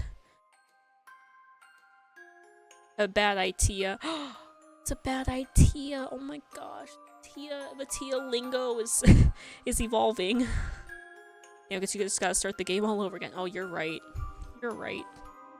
Speaking of which I have not actually saved this game, and I feel like I should. It told me to save often, so... We descend from the higher streets, leaving behind their gilded decadence as we cross the river. The wet, derelict districts feel more familiar to me. But the crimson-eyed woman takes me farther, then farther still, until I'm met with an all too familiar sight. My gut lurches when I face the open horizon. The city's outskirts are hardly recognizable in daylight, and probably safer for it, but venturing beyond Iridia's walls is a gamble I wasn't prepared to take so soon. Trying to stop Tia from making a bad idea. Man, you're so right. Keep going straight, and the sea spring will reveal itself to you. I bark out a bitter laugh, loud and involuntary. I guess you can only go back before you die. Yep, I can't go back too far. I can't go back. Stuck here. Good idea, boop. Man, look at the Tia lingo. I'd rather not. Are you kidding me? Are you kidding? It's not safe out there. You're as safe inside the city as outside of it. Truthfully, the territory before you is the safest of all. What do you mean, territory? This region belongs to Ice. Most people know him as a gang leader, but he's much more than that. For some reason, Tia autocorrects to itinerary in my phone. That's a stretch, but okay. I squint against the empty wastelands. Only a fool or someone with nothing to lose would leave the city. Apparently, I'm both. But if the sea spring cured her, I need to see what it can do for me. Tia Tori, oh my gosh. I set off into the wastes. Over my shoulder, the woman calls after me. Good luck, Tia. I hope we meet again. Oh, I don't like this woman. My heart pounds with each step I take from civilization. For what seems like an eternity, I force each foot forward. One step, then another, until a realization hits me. I never told the woman my name. Something pierces the horizon ahead of me. A building, nestled into a tall cliffside, but so starkly out of place it might as well be a hallucination. It drips with extravagance and honeyed mahogany, an ornate jewel of architecture. Oh, more creepy music, yay. A row of dark silhouettes stands out on the horizon. Trees, I think, until I'm close enough to realize that what I took for branches were spikes and jutting tendrils. Oh. Look at my horse is amazing. Give Thank it you. a lick. It tastes just like raisin. Thank you. Soulless. Several of them watch me in the distance like statues. I don't think. I just run. Oh, Tia, that's a bad idea. Why are you running? They're not even chasing you. Why are we running? Exploding into a messy sprint, I push my legs as fast as I think they'll take me toward that decorated building. That tripped me out. Do we see Friend? Friend has not appeared. Flashes of light. Nope.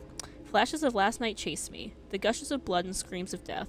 The smell of burning flesh and sour bile. I can't go through that again. I won't.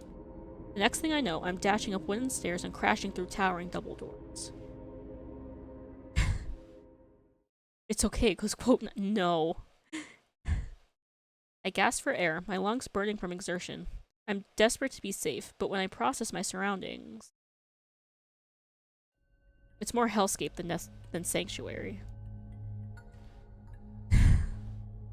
Blood flows all around me, overwhelming my vision with the lurid, unholy red. Instinctively, my hand leaps to my mouth. But the rotten stench of blood never comes. Instead, a smoky scent hangs in the air, sharp and spiced. I swallow thickly, convincing myself that it's not as gruesome as it appears. This has to be the Sea Spring, the place that grants miracles. Pulling my eyes away from the pond, I take in the rest of my environment. Tall pillars flank me, blanketed in written notes. Seating pillows scatter the floor. A rustic kettle sits nearby. Someone must live here, despite how eerily empty it is. Silent. I approach the paper-covered pillars. Maybe something here can tell me more. I reach for... the topmost, the closest one, or the bottommost? Y'all can pick. Y'all can.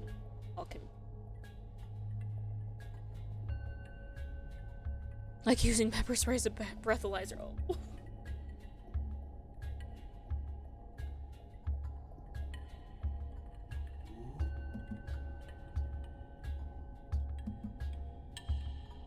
Middle.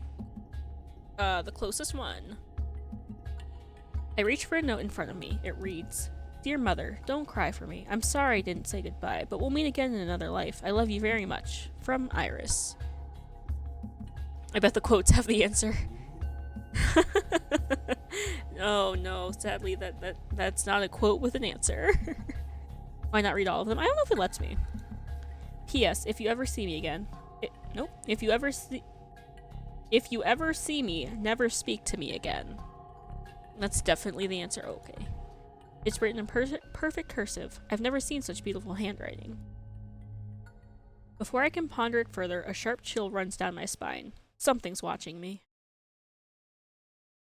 I quickly set the note back, my eyes darting around the wooden deck, but it's still empty, vacant.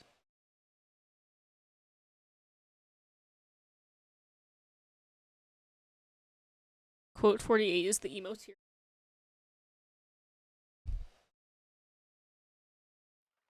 Finally, I look toward the Sea Spring. That stillness hides something deeper, something wrong. Hey!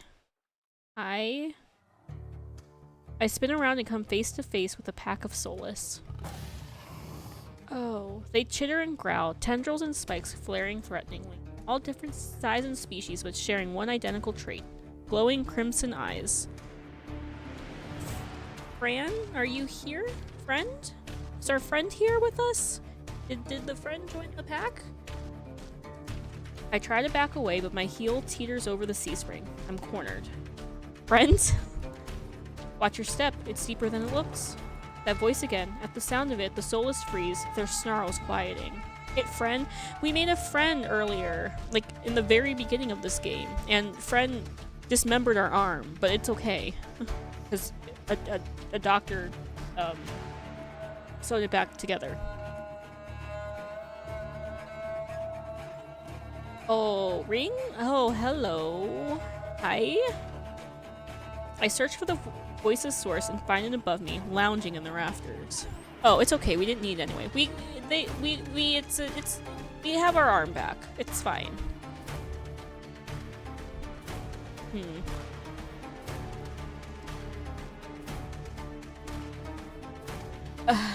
Is that the Rizzler? It's one of them.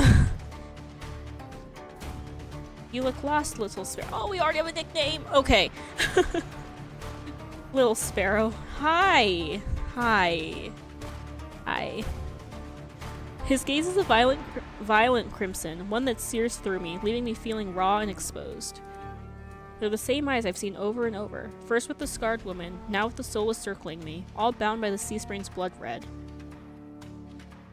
In the shroud of darkness behind him, shapes like massive tentacles twist and coil around the wooden beams. I can't focus. The soulless's growls ring in my ears. They're not advancing, but that could change at any second. Panic rises in my throat as I struggle to track them. Oh, kinda looking like Devil Sasuke? Oh. Hey! Eyes on me. Oh, okay. Hi. Hello. My stomach rolls as I tear my eyes away from the soulless. Don't ignore someone who's talking to you. It's not polite. For a moment, anger knocks my fear aside. Who is this bastard? Oh. I was, more thinking a devil version of a Far Cry character. Oh, I don't know Far Cry. I'm distracted. I'm kind of distracted by the soulless about to maul me. Only on my command. Oh, I like how his name right now is just Bastard. That's great. I love that. I scan the soulless again. They really aren't attacking, posturing more than anything else. Zen, hello! Thank you so much for work. I hope you have a good time zone. It's Sasuke to be cool. Oh my gosh, the freaking cooldown. Zen, you wrote it. Important.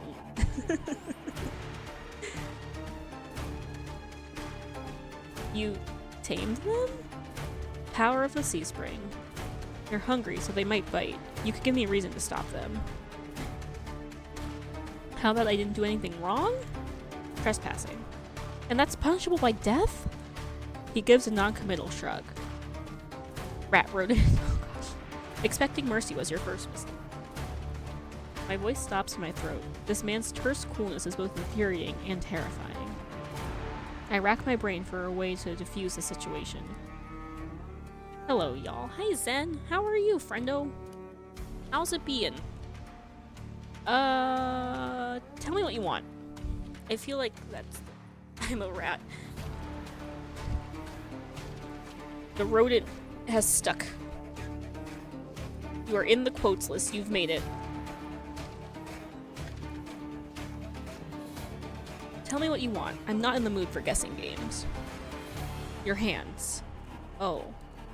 Alarm jolts through me. I hide my hands under my cloak. Show me. Why? Won't ask twice. With a sharp huff, I reluctantly hold out my bandaged hands. Are you getting off on this?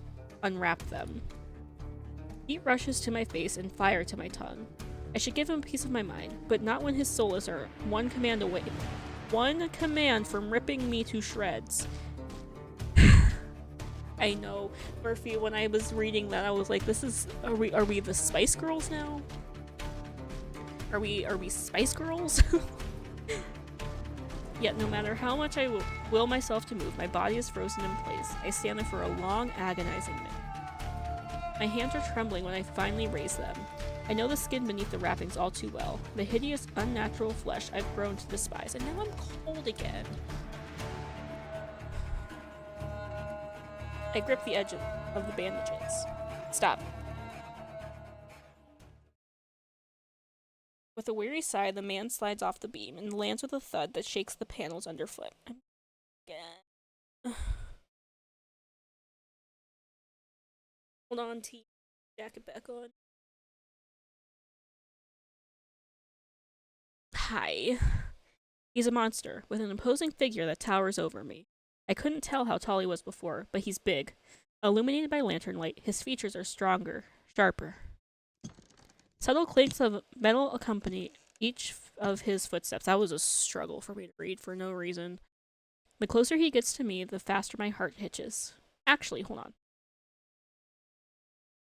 Can I check something? Ah. Watching from the thermal sleeping bag. Yes. Y'all, here are the pretty people that you missed. Also, y'all want to see who I've been meeting. This is Kuros. Cure something.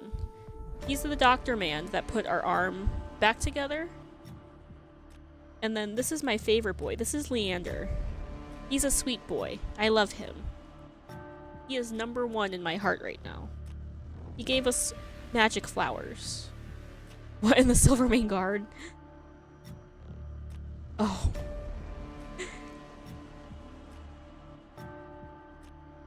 We held hands. We held hands, and we didn't even introduce ourselves. We were just holding hands, and it was really cute. But yeah, this is Leander. He's my favorite.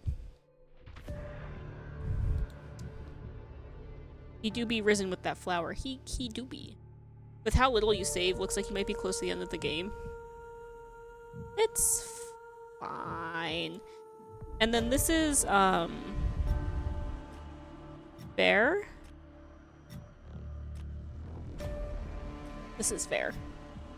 And his name is so close to being Leon, it's perfect. Oh, hi. Woof. Who found his favorite?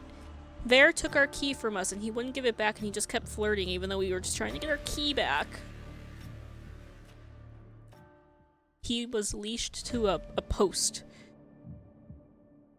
I did what? Nothing. You did absolutely nothing.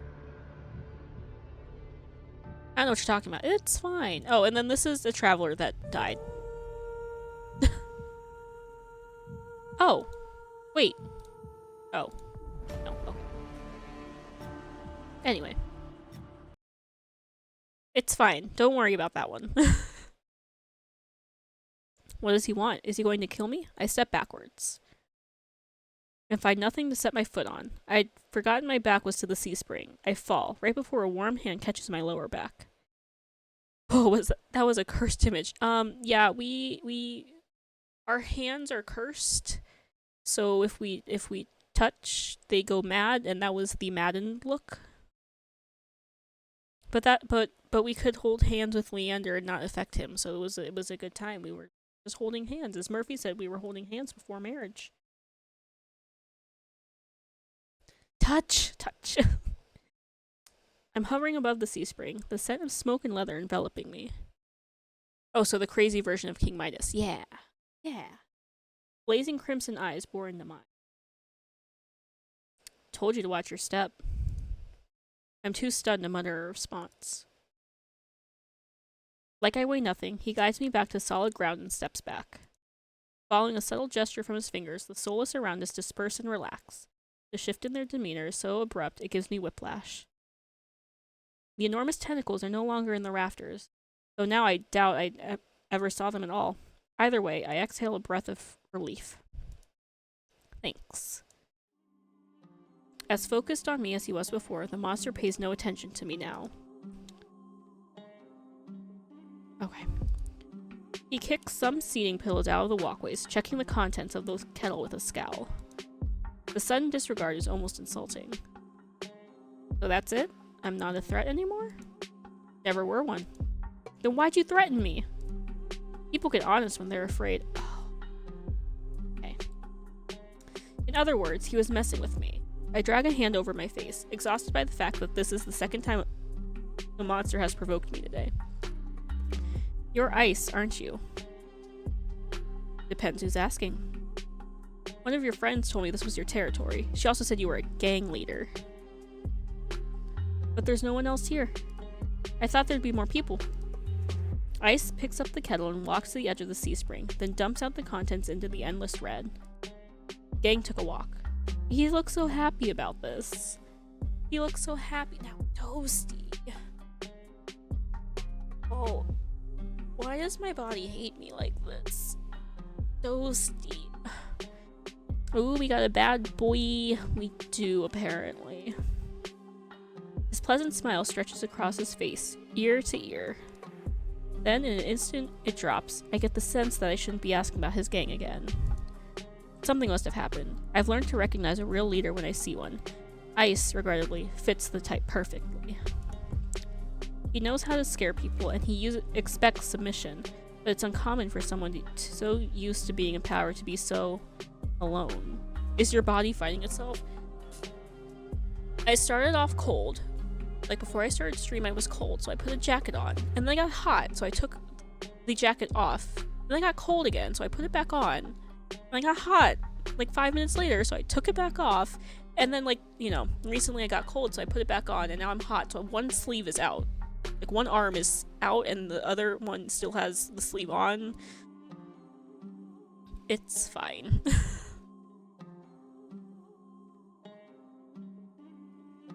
Tia, you're always hot. No! That's a lie! It's a lie. That's a total lie. Ah, yes, the perfect amount of coverage. It's like when you sleep and you sleep with like 1 foot out of the blanket. Yeah, that's me right now with this one sleeve thing. What do you need the C-Spring's power for? Depends. Can it cure a curse? Probably. You mean you don't know? Yup, same feels. Yeah. Nope. He shakes out the empty kettle and starts collecting stray cups, tidying up. My frustration builds. I narrow my eyes at him in a questioning glare. When he notices, he returns it with an amused smirk. Are you being irritating on purpose? Listen, Sparrow. This C-Spring can cure anything. Nothing's stopping you from trying it yourself. I'm just wearing thermal layers and shorts. See, I feel like I'd get too toasty with all of that on. What do I have to do? Drink. I have to drink from the C-Spring? My eyes glide to the blood-like pool beside us. The idea of ingesting the strange liquid makes my guts churn. Is there a price? Always. Ice taps his temple with a finger. You lose it a little bit. That's it? I have already beat it to the punch. My humor earns me an amused, fanged grin. This is a little different. When you drink from the C-Spring, you forget who you are. Your mind combines with everyone who ever drank before. Humans, monsters, soulless. One big happy family in your head. My blood runs cold. I've heard of these before. Group minds. I thought they were just rumors. I've heard of whispers of cults performing rituals to bind their members' minds together. It never seemed possible. But something tells me this is real, even if one thing doesn't add up. Your eyes are red too, but you obviously haven't forgotten who you are. Before I can finish my sentence, Ice strides past me towards the entrance. Time's up. Let's finish this later. Wait, already? You barely told me anything. Came on a bad day. I've got somewhere to be. There are still so many questions burning on the tip of my tongue, but my frustration spills out before any of them. I was told to come here for help, but instead I get threatened and kicked out. You're joking, right? Watch your tone. I'm nice, but you don't want to ruin the host's mood. My skin prickles. The feeling of being watched washes over me again. My eyes dart back over to the C-Spring. A lone ripple dances on the quiet surface. I take Ice's advice and clamp my mouth shut. Ice approaches a nearby soulless, a lanky dog-like one with 6 legs and a crown of tendrils. Several sets of crimson eyes adorn its sides. Its forked tail wags rapidly when Ice squats beside it. He runs his fingers through the tendrils, scratching its chin and pats its head. A gentle smile plays across Ice's lips. The affection he holds for the soulless is painfully clear. Honk! Yui! Come on in. How's the time zone? How it be? Oh look, Frosty Tools is back. I dip my eyes away, my stomach fluttering at the tender sight. It's getting dark out, so this pretty girl will guide you back. Following a short whistle from Ice's lips, it trots over to the entrance obediently, tail swaying. Oh, on cooldown. Yeah, yep, now we got another 30-minute cooldown before it's back. It's fine. I watch the soulless warily. Pretty is not a word I would use to describe it, and the idea of it protecting me sounds absurd. If I decide to drink, how should I find you? Find someone with eyes like mine. They'll point you in the right direction. But think it over. Once you drink, you can't go back. Murphy, thank you for the stretchies.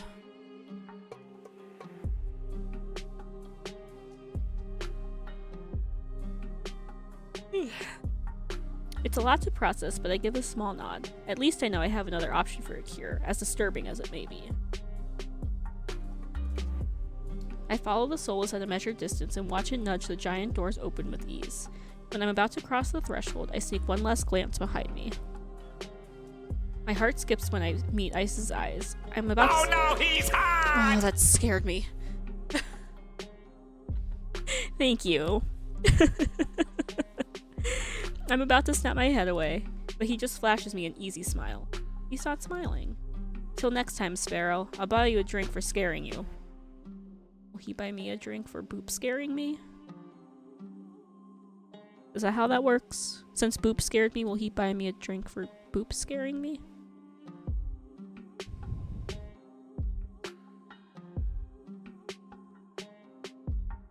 Hadn't heard a blurp go in a while, so, you know, it's fine. Thank you. I don't trust myself to do anything but respond with another curt nod. Skeekar! Outside, more crimson-eyed soulless scuttle about. It's hard to believe it's the same threatening pack from before. They chase each other in circles, roll around in the bog's mud. Axolotl!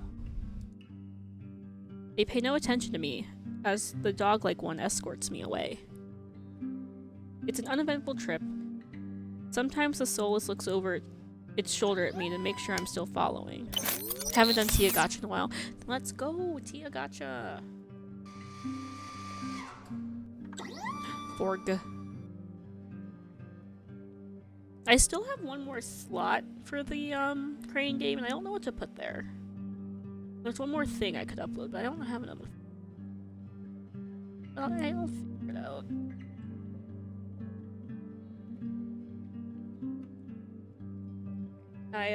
I mentioned this at the start of stream, but I got Tia 3.0 stuff done today, and I'm very excited for the Tia 3.0 stuff, so yeah, maybe we'll get a plush. That one. I don't know. Dust darkens the sky by the time we reach the city. Oh my gosh, Kim! Hello! Did you finish? Did you finish Fire Emblem? How was you were?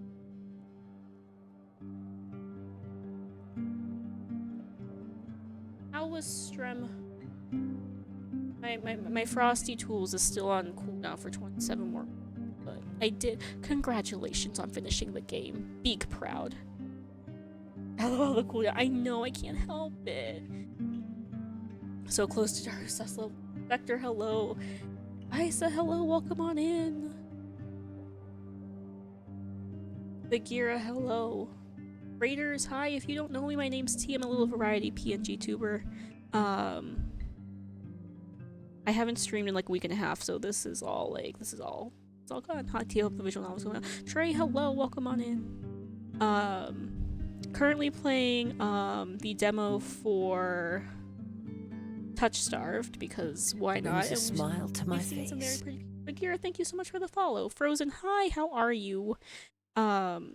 Besides this, I've played a couple other visual novels that were a little spicy. Final Fantasy, Assassin's Creed, Genshin Impact, Honkai Star Rail sometimes, and usually whatever else I feel like playing, so it's a good mix of stuff. Lucario, it do be. My favorite Pokemon.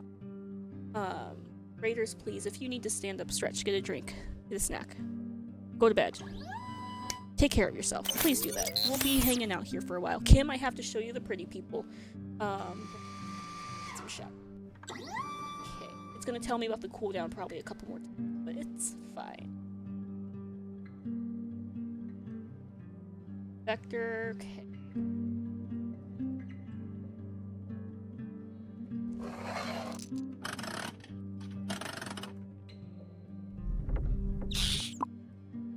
According to the judgment of the Oratrice Mécanique d'Analyse Cardinale, we now turn to the Did I Oratrice mention it's Mécanique cozy d'Analyse chaos over Cardinale. here because it is all the time.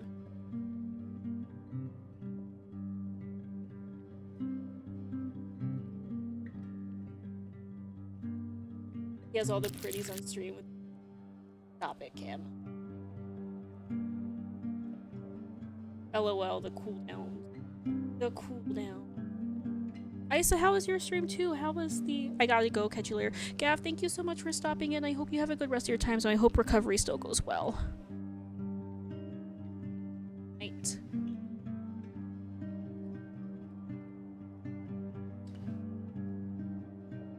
It's never, never... It's never, never... not gonna never be chaos. Only the calmest vibes here. Yes, Sips. Have fun, thank you. What's gonna happen? Am I gonna blow up? No, worse! It'll go right to your thighs! My thighs? And then you you'll blow up! It was great, chat. Got to hear my meows multiple times. Oh my goodness. That sounds fun. How goes it? I meant to check it out when I got mentioned. It's going. It's a time. It's chaos in both Kim and Tia's stream. It's always chaos here. Hold on, let me show you the pretty people I've met so far. Bagel. Emmy, hello, welcome on in.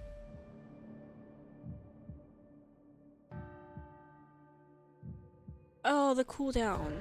Second cooldown. Oh, I guess I can close Kim's stream. Good morning, Emmy. I was like, why is it saying I'm a Kim? Oh, because I was lurking in there the whole time. Alright, Kim, here we go. This is Kuros.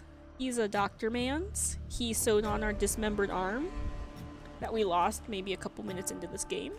Oh no, he's hot! This is him. This is the first mans we met. This is my favorite. This is Leander. Burn it. No, we cannot burn it. This is Leander. He's such a sweetheart. He's like golden retriever energy. He's a mage. He gave us little flowers. We held hands.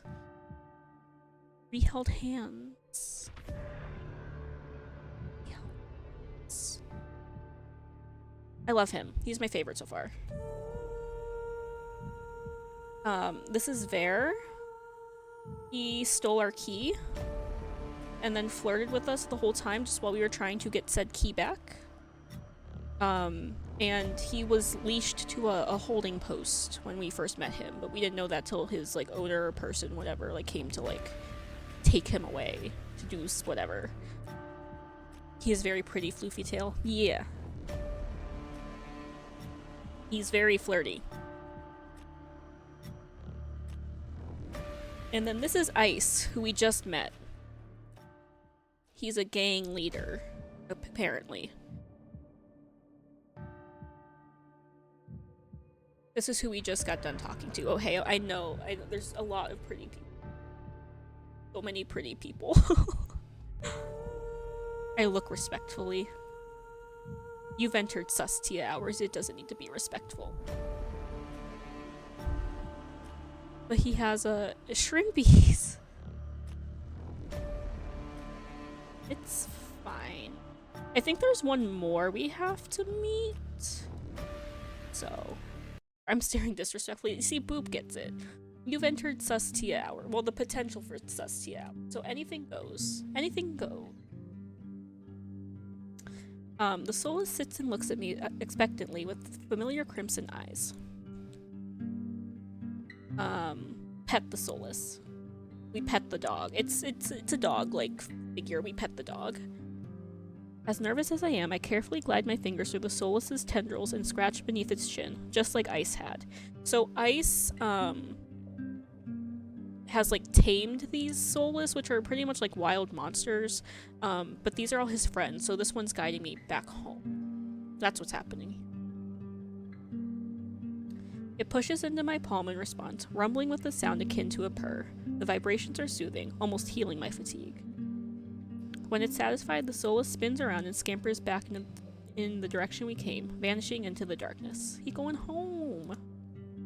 It's barely my first day in Iridia, and I've already encountered so many things I thought were impossible, tame Soulless being one of them. My head spins. Maybe I should call it a day. Gimme Leander! Gimme!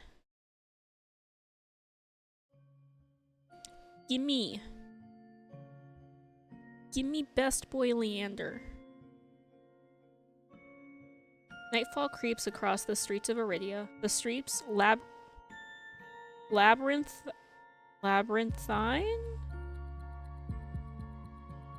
I still don't know how to say this word, but it's okay. Green tea moment, green tea moment.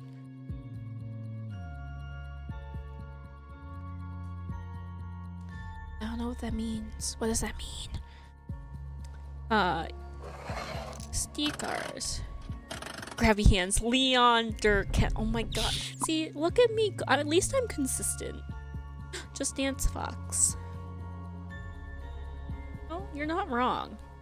I see Uncle Iroh. Oh, yes, Uncle Iroh. Okay. Yes, I admittedly have not watched Avatar in its entirety. He serves tea. Yes. Yes. Is green tea, would that be a thing that he does there? Until the Fire Nation came. Heckin' Fire Nation.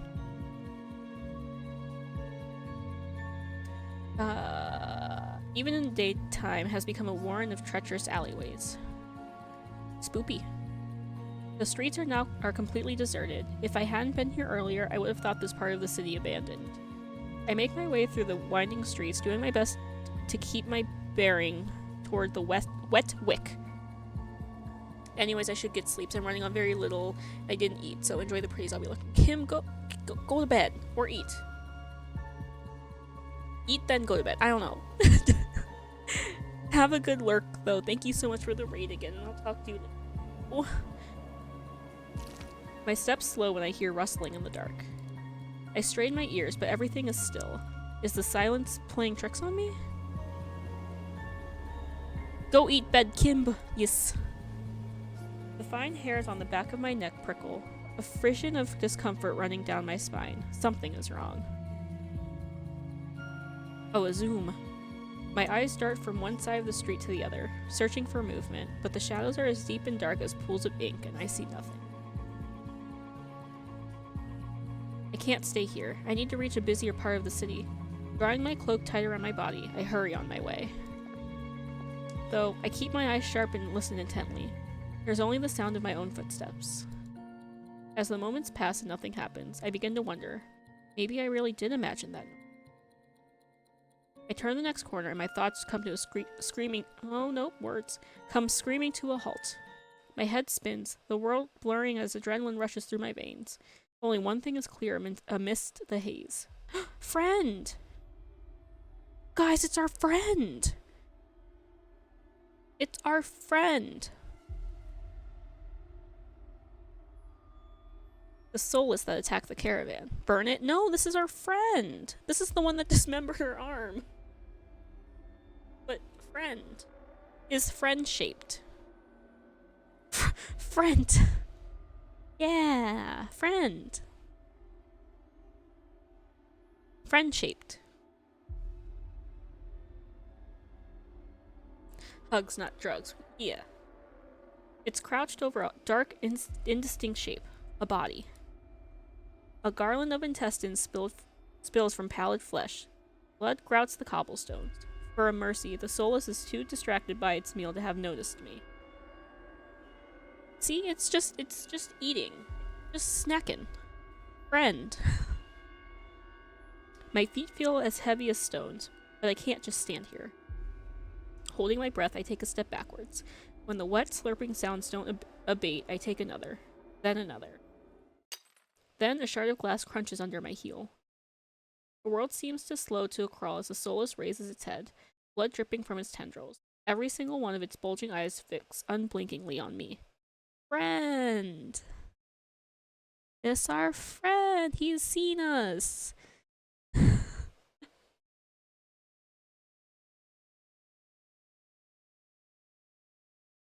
It's really here. It's come back for me. Run! But our friend! I'm off like a shot, running for my life through the darkened streets. See, isn't it so friendly sounding? Behind me, a piercing bass splits the silence and heavy footfalls pound after me. Not friend, burn it. No, it's friend! My heart thunders in my chest. I take turns at random, trying to lose it in the maze of streets, but I can't seem to shake it. I can hear its breathing now, a wet fluttering rasp growing closer and closer. Come on, friend. Look, I have another arm for you to take. I know you could try. You can take the other one. Doctor Man will just sew it right back on. The same claws that severed my arm swipe out. I duck, saved by pure reflex, and skid around a corner. I take 3 running strides before the bottom drops out of my stomach. A wall twice as high as me bars my way, a dead end. When I turn around, the Soulless looms in the entry to the alleyway. It's no longer running. It doesn't have to. As it prowls closer, my thoughts race. Some of the buildings lining the streets are lit. There must be people inside. It's a long shot, but... Screm? Are we going to screm or try the nearest door? That's good that you're definitely not Touchstarved IRL. Thank you. Thank you. I can't say it. Thievin, how are you? How is the time zone? Oh, my frosty tools are still on cooldown for 14 minutes. This is fine. I misheard and heard Grim. I'm sorry. Sorry to disappoint you. Thievin. Yes. Hey, thank you for shouting. Yeah, of course. Sadly, no Grim yet. We still have to wait a little bit for Grim, but they are getting DLC for Grim, so Grimmy will be back. It's another, like, 5 days after the contract, I guess? Something like that. It's another timeline with another story, so. I want the axolotl. Get the axolotl! I ordered mine. I was like, I'm getting it. They extended it for another week if you haven't gotten it and still want it. They extended the thing.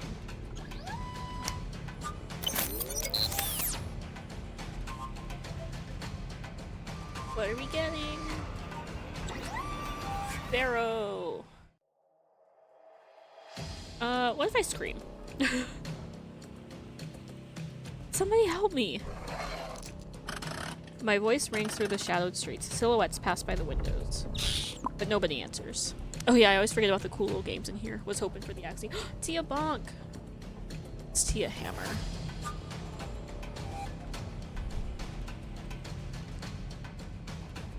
In this wretched world, few people will stick their neck out to help their own flesh and blood, never mind a stranger. Friend! The Soulless, provoked by my shouting, gives a rasping hiss. It's the only warning I get before it lunges for me with a flash of claws. Hammer time. He's on her way to bonk all of y'all. I hurl myself to the side, but the slick cobblestones betray me. I fall, sprawling over the rough stone. Even no! Oh, you need Tia Bun mode. Hammer on this friend thing? No, it's a friend! As the Soulless looms over me, I scramble away from it until my back hits the wall. There's nowhere left to go. I thought I was going to make you IRL. No, it goes with Tia Bun mode. No, I don't stream IRL. Never. Well, I started and then I quickly decided it was not for me. So, no. Cappy, chill out. It descends on me for the kill. There you go. There. But the impact never comes. Oh? This. Oh no, I hate this one. What, you hate Tia Bun? Oh. Tia Sip. Ooh, Cappy chill homie always coming in clutch. Look, it's Tia Sip, guys. It's Tia Sip. I warily crack one eye open, then the other. Not sure whether I should believe what I'm seeing. Tia Bun scares me. What do you mean Tia Bun scares you? Rude. A hooded figure crouches in front of me, one blood-stained hand outstretched. Guys, I think, the stranger man killed our friend. I think our friend is gone. What did we get? I missed it. Oh, did you get Tia Bun? Congratulations, I missed it. I was mourning the loss of our friend. Moonlight silvers the edge of their stiletto knife. Their face and hands are splattered with blood. And the soulless... My eyes dart past the unexpected rescuer to the misshapen form behind them. The soulless's many eyes, once restless and vibrant, now look dull and waxy. A red pool spreads slowly from under its body. I got a Tia plushie. Yes. Wow. Guys, our friend is dead. Numb with shock, I can't help but stare. It's dead. After all the people it's killed, after nearly killing me twice, I can hardly believe it. Guys, our friend has been murdered. Well, I gingerly take the offered hand. The stranger's gaze dips to my bandages. Pale lips part on the brink of a question, then close again. Time to take this guy's arm for a friend. Revenge! It's revenge! With a strength belying their slight frame, they pull me to my feet. As soon as I'm on my own 2 feet again, they pull away from me and start wiping the blood from their face and hands. I told you to burn it. No! Stay there. They turn away from me stiffly, leaning over the soulless's gangly body. With their back towards me, I realized that I saw their hooded silhouette at the cenobium. You were at the cenobium. I've seen you before. You were at the cenobium earlier, weren't you? They cast a wary look at me. So what if I was? Their harsh response takes me aback. Before I can formulate a response, they continue. What are you thinking, traveling alone at night? Oh, this is far from the worst thing haunting Lowtown. I can't make heads or tail of them. First they save me, and now they scold me? Lesson learned. I could do without the lecture, though. To my surprise, they break eye contact. Their attention glides back to the soulless's corpse. They examine it with an inscrutable expression. I clear my throat to fill the silence. I'm Tia. Hi, I'm Tia. Min. Min? Sure. Suddenly, Min tenses. Their blade flashes as they drive it into the back of the soulless's neck. My friend!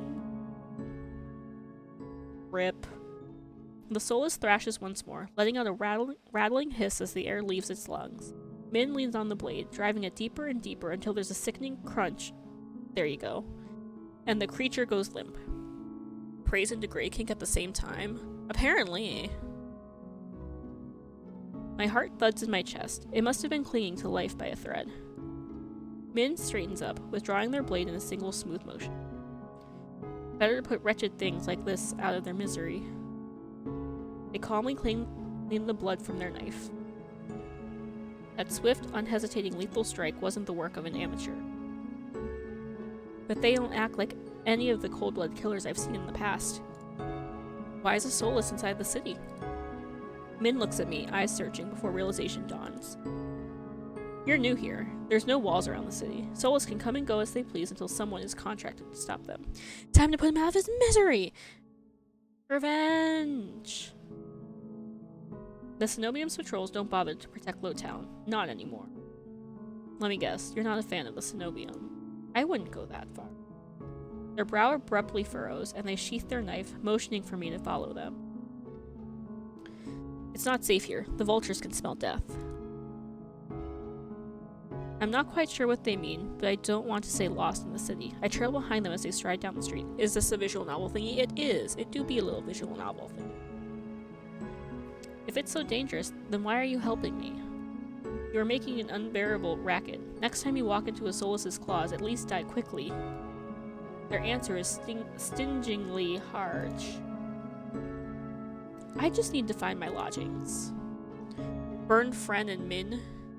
Kim loves these. Where's she at? Kim, raided and then she had to go to bed because she has not slept. And she has not eaten. So Kim is lurking. Or crashing. One of the two. Kim was here for a little bit. I hold my hands up, trying to forestall any more snippy comments. Bed, what a loser. Kim needed to sleep. Alright, I get it. I'd love to get out of your way, but I'm sort of lost.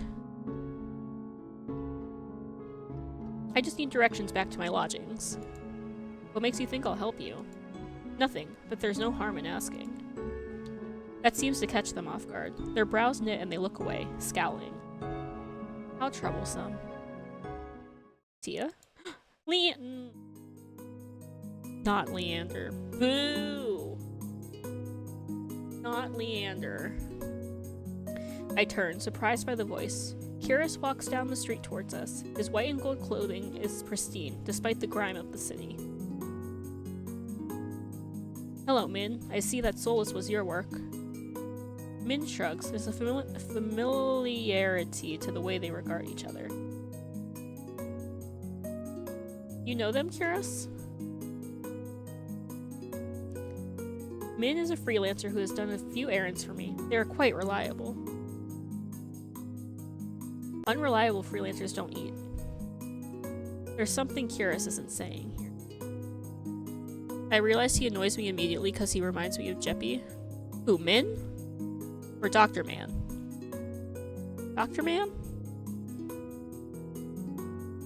Tia needs to get back to wherever she's staying before she wanders into the jaws of another Solus. Mr. Dr. Man, he reminds you of Jeppy? It is late. Were you able to find a place to stay? I'm staying at the Wetwick. Both their faces fall. I see. Would you like a guide? It might be preferable to wandering about alleyways. Because of his fit? Oh, okay. That would be nice. Min clicks their tongue and sighs, sounding mightily put out. Going to the Amaryllis district? That gaudy cesspit? Come, this way. Despite Min's clear distaste, when Kyrus leads me down the street, they keep pace with us. Catching my curious glance, Min's eyes narrow. It is not safe this late. I don't care about you, but Kyrus is the only doctor worth a damn in this place. Are you like this with everyone? The deadpan look Min gives me is the answer enough. I catch Kyrus hiding a slight smile. I suppress a sigh and resign myself to having a grumpy shadow all the way back to the Wetwick.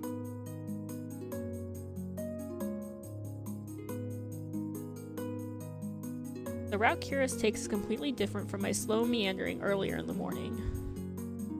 In no time at all, he cuts through darkened streets and twisting out.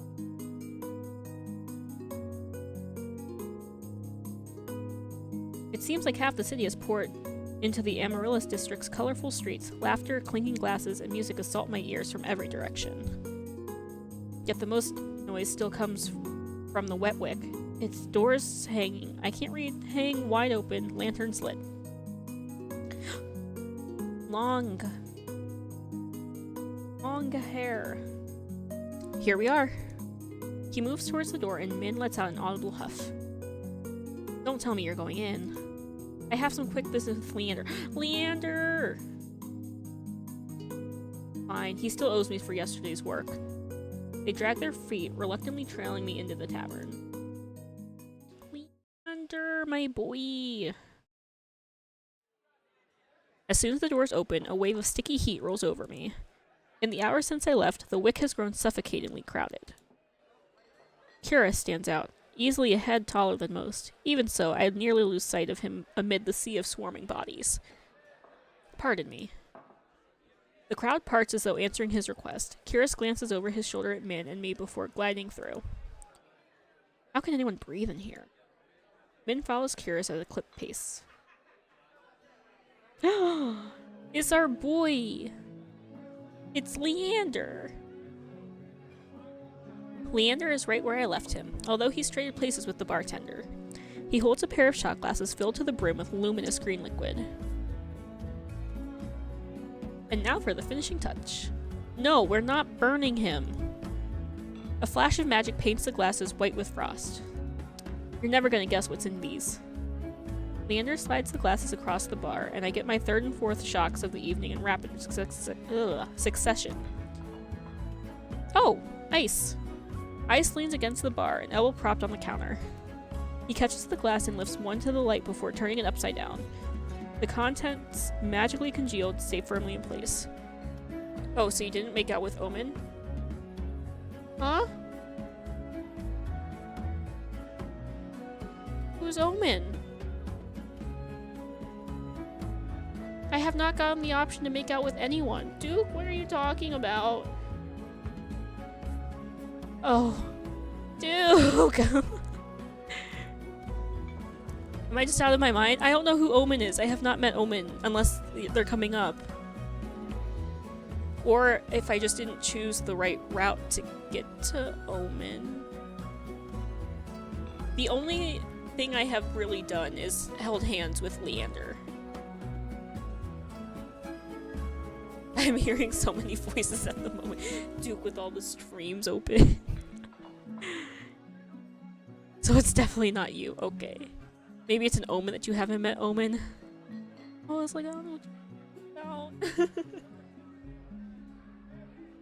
You're supposed to make drinks, pretty boy. Don't tell me you're wasted already. It's Veer. Veer? Probably get that checked out. Maybe. But it's okay. As long as it's justified, right? Veer, perched on the bar's counter beside Ice, takes a single look at the shot glass and shakes his head. What have we here? A bucket full of boogers? Leander's nose treasure? You've eaten worse.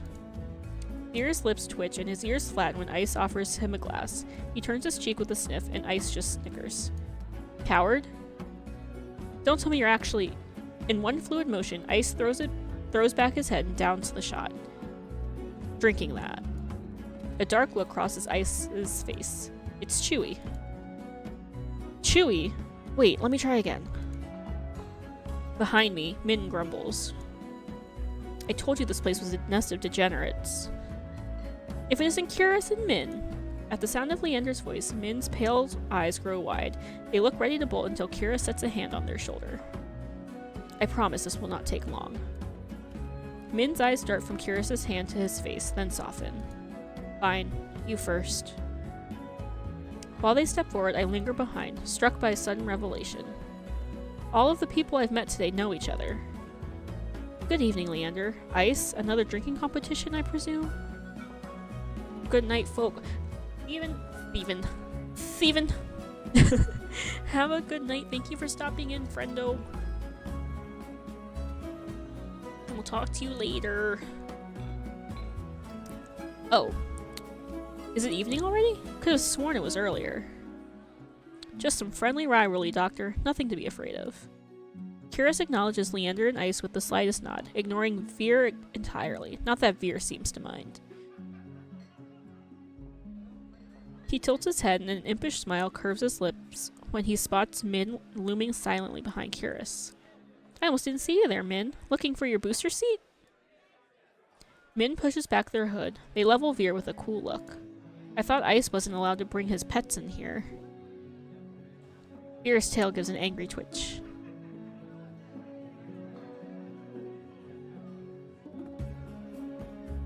At the first sign of an impending fight, Leander vaults clear over the counter. He slides in between Ice and Curious.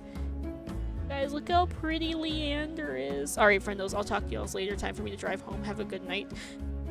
Boop, drive safe. I hope you feel better, and I'll talk to you later, friend. Thank you for hanging out.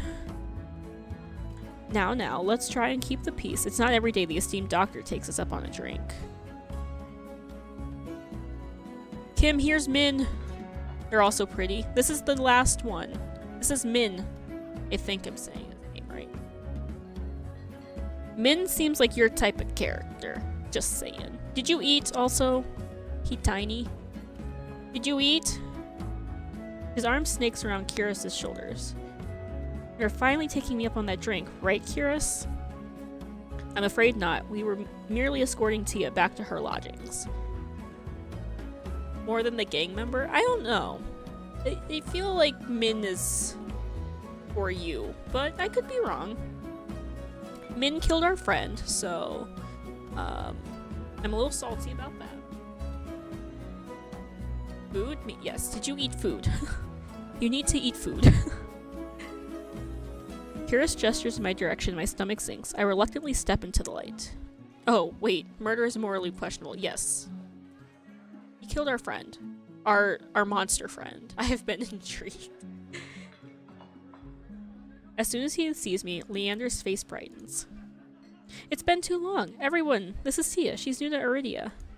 I feel 5 pairs of eyes fix onto me, and suddenly the bar feels suffocatingly small. My voice nearly catches in my throat. Hi. Again. Again? Wait, you've already met everyone? Ice and Veers level with me subtly. Let me try that again. Let me try that whole sentence again. Ice and Veer level me with subtly amused expressions. Veer's tail gives a lazy wag. We did. Not that long ago either. I'm starting to suspect she's stalking me. He looks far too pleased with himself when I roll my eyes. Man, look at the squad. Look at the squad. This calls for drinks. What does everyone want? In an instant, all eyes turn to Leander, freeing me from the burden of attention. I am looking, yes. Here. Look at them. Man. Pretty. I still can't believe that they all know each other. Watching them talk amongst themselves feels surreal. He is so pouting at the end, do we? But for the first time since I undertook the journey to Iridia, I feel a faint glimmer of hope. I know I was meant to meet them. The low, pleasant rumble of Leander's laugh pulls me from my restless thoughts. Well, color me surprised. You make friends fast, Tia. I wouldn't go that far. We're more like acquaintances? A wise man once said that acquaintances are merely friends you haven't shared a drink with yet. A wise man? You said that. Here. Last week. I can hear Min's lip curl with distaste from across the bar. Leander clears his throat and continues unperturbed. Let's toast to Tia's health. Care to join in, Doctor? Pyrrhus politely declines with a wave of his hand. How about you, Min? No. Are you? No. A resounding pop pierces the din of the bar. We all turn in the direction of the noise. Veer looks almost bashful as he accepts an overflowing flute from the bartender, poured from a bottle so old its label has been worn blank. They serve champagne here? Since when? Veer pauses in the middle of licking champagne foam from his fingers with a coy smile. You don't mind, do you? In a transformation as impressive as his magic trick, the concern on Leander's face vanishes. He laughs softly. No, be my guest. I know you've got expensive tastes. Then he shoots the bartender a frantic look. Unbothered or uninterested in his company, Ice cants his head at me, a light smile on his lips. How about you, Sparrow? I did say you'd buy you a drink earlier. You did. You did say that. No. My treat. Ice regards Leander over the lip of his glass. In the dim light, the glint in his crimson eyes looks downright dangerous. What'll it be? Drink! I'll take you up on that drink, as long as it's not one of those green shots. Don't knock them till you've tried them. They taste better than they look. Somehow I doubt that, but I hold my tongue long enough for Leander to go behind the bar. He's lying, isn't he? When I glance at Ice, he only shrugs. Like I said, they were chewy. Probably poison, too. He considers his own drink, a tumbler of amber-colored whiskey. Leander's tried to kill me a dozen times by now. It's always a gamble. Veer clicks his tongue in disapproval. When he finally looks my way, it's with a half-lidded gaze softened by his third glass of champagne.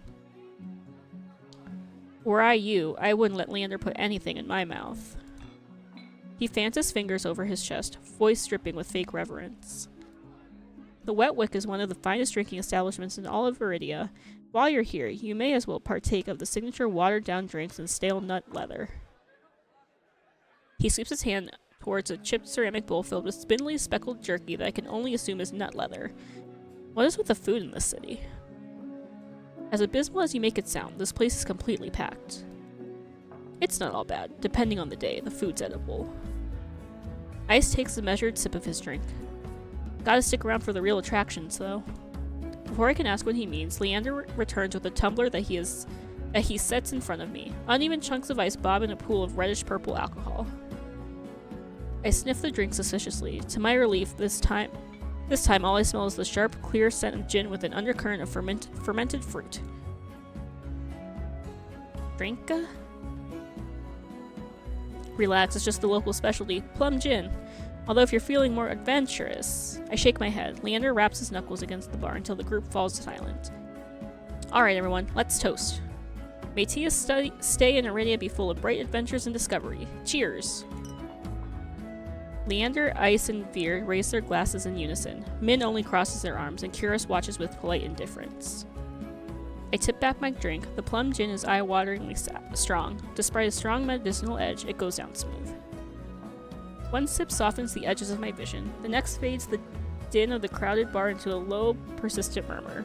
I find myself unwinding for what feels like the first time in years.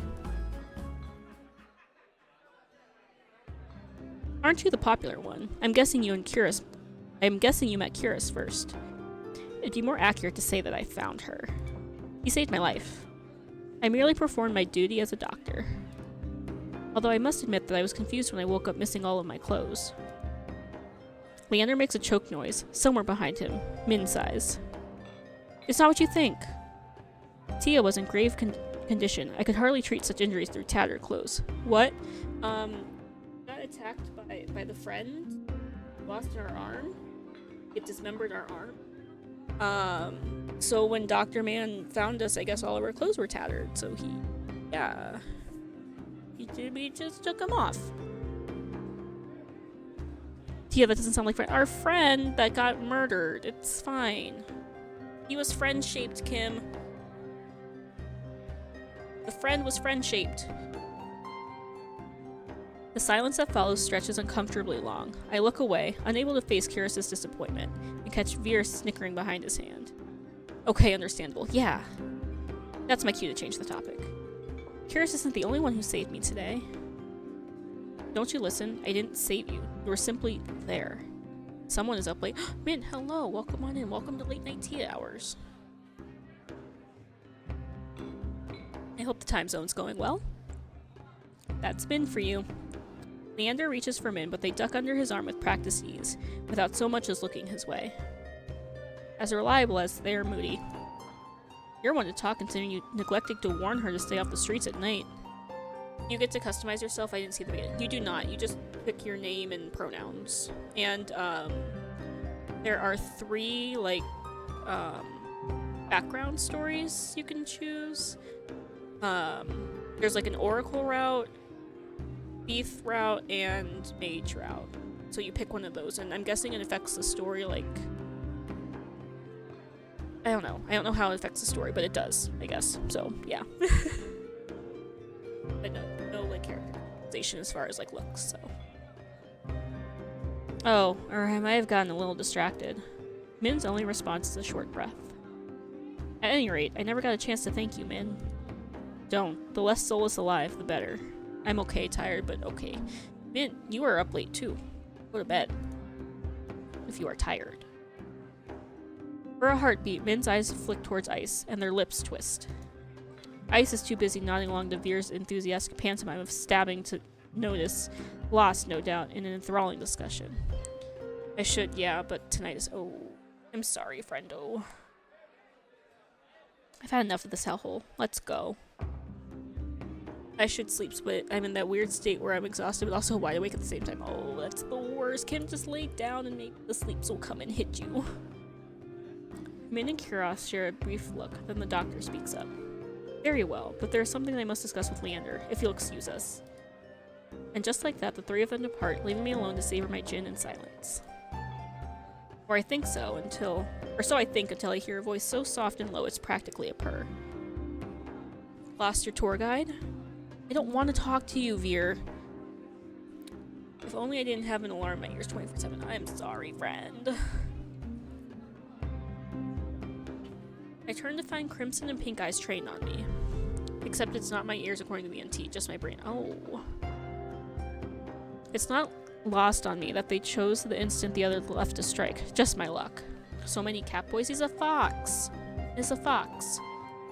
I had to be abandoned with the 2 most irritating people I've met all day. Monsters or not, there's no telling what I'll do if either of them push me again. Don't tell me Leander already snuck off to get his knob slobbered out back. Oh. Oh, Veer. He's got business with Kuros and Min. 2-on-1 business? Isn't he lucky?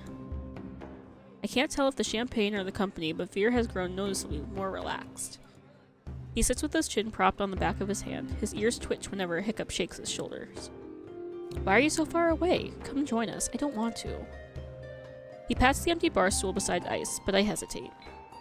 The smile Veer wears is sweet and distinctly sly, and with drinks in the mix, I dread how he and Ice will mess with me next. We don't bite. I'm not sure about that. Just hours ago, he tried to rob me, and you threatened me. Me? Steal? Surely you must be mistaken. You sure it was me? Yes, it was you. And then you had the gall to kick me out just so you could go drinking. Gives another one of his shrugs. I was lonely. A simpler answer than I expected, but I guess I can't fault him for that. Veer suddenly slumps forward, gossamer sleeves pooling where he rests his elbows on his knees. Ice sets his hand on Veer's waist, narrowly preventing him from tipping off the counter. How about we start fresh, Begin with proper introductions, get off on the right foot and whatnot. I'll start. Ice is pretty. He's something. He is very pretty. They are all pretty people. The name's Veer, hunter extraordinaire. Veer's right hand flutters to his chest and he bows his head, flinching when hair falls into his eyes. He has buckles. He does have buckles. This is true. Ice doesn't say anything, so I suppose it's my turn now. It's Tia. Not as many as Theo, but buckles. Yeah, this is true. Wait. Yeah. Theo still had more.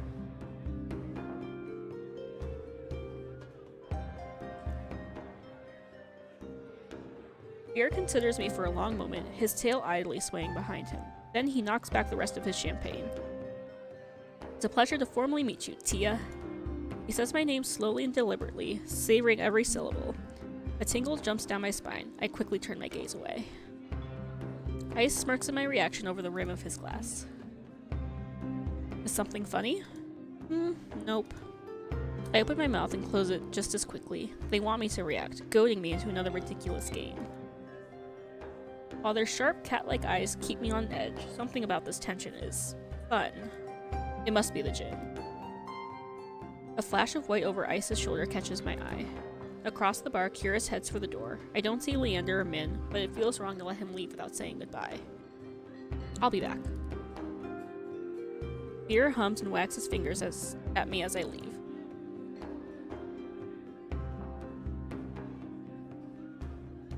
I slip through the crowd, careful not to touch anyone, but just as I'm nearing Kuros,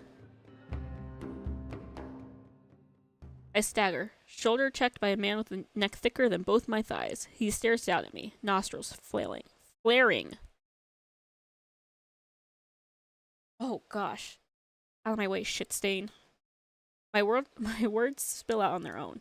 You watch it. I regret them as soon as they leave my mouth. That fucking chin. The roughneck wheels around, shoving a bloodhound out of the way so he can close in on me. What did you say? He shoves me backwards, sending me stumbling to the sticky floor. Is this where, I choose my route? Is this where I choose my mans? Is this who I choose is going to come save me? I'm fine, but my heart leaps into my throat when I see the roughneck bearing down on me.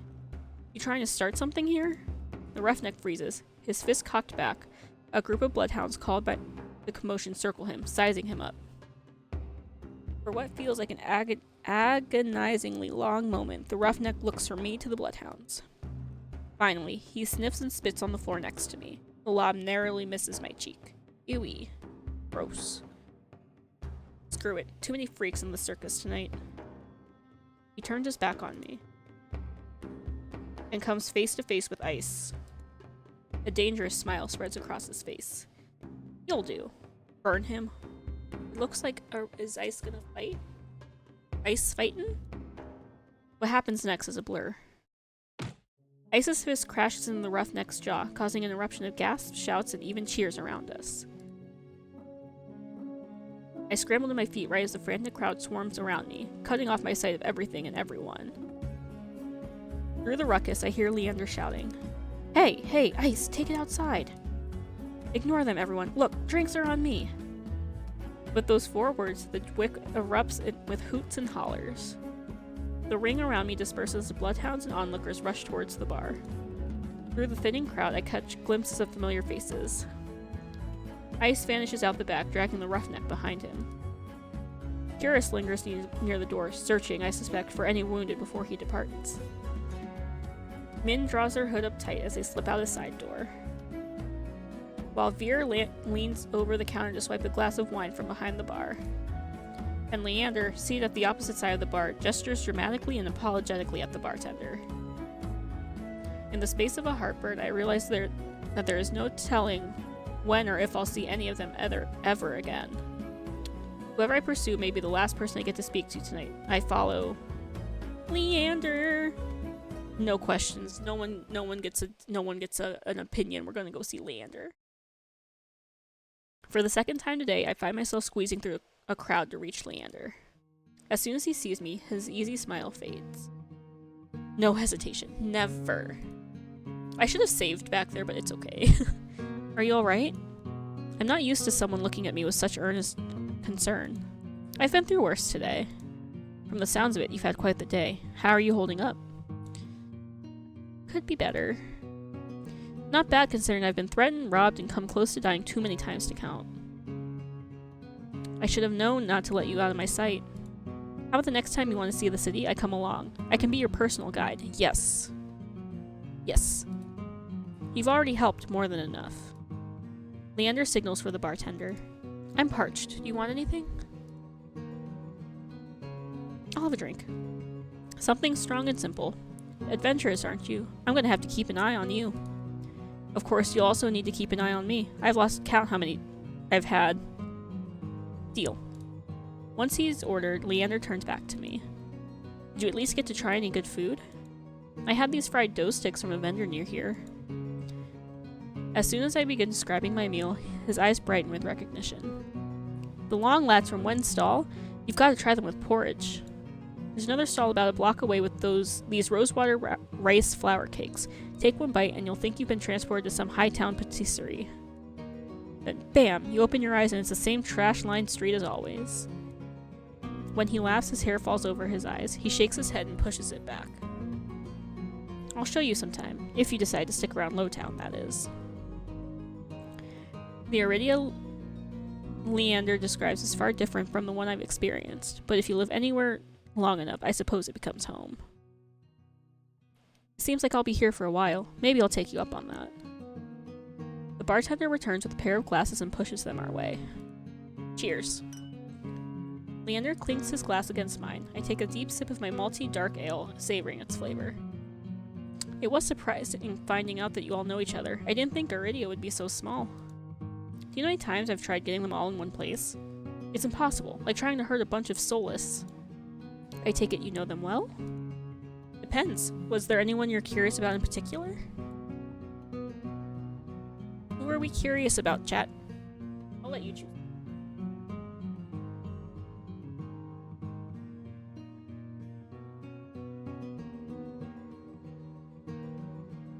Okay, stretch.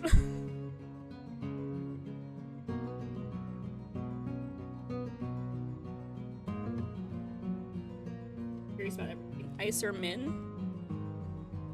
Does anyone have a preference between Ice or Min? Because if not, then I will break the tie.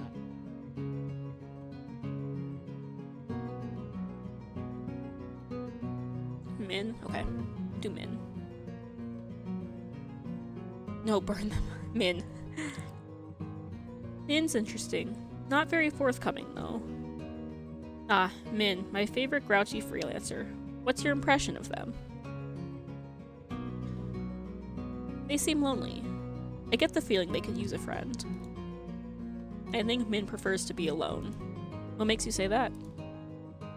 I've known them since they arrived to Iridia, and they've turned down every attempt I've made. Well, almost every attempt. He trails off to take a deep swig of his drink.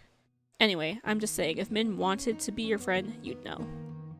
Oh, we can keep asking. Never mind. So, you're friends with Ice? Have been for a while, but he's rarely in town. Where'd you run into him? The Sea Spring. Leander chokes on his drink. He coughs violently into his glove before giving me a surprised look. You went all the way out there? How'd he treat you? He was upfront. He was honest. He told me about how the Sea Spring's power comes with a heavy price.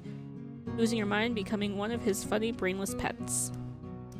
He sighs, pausing before he speaks again. Does that sound worth it to you? The only pets he has are soulless. Yeah, I know. I didn't mean it like that. Ice has my respect and takes care of his own. For a moment, Leander stares deep into the bottom of his glass. When he looks up again, the circles under his eyes seem even deeper than usual. All those red-eyed minions creep me out. Can we talk about someone else? Curious. You and Curious work together? Occasionally. Did the mysterious, competent doctor catch your eye? He seems like a good person. Though it's hard to believe anyone's a good person these days.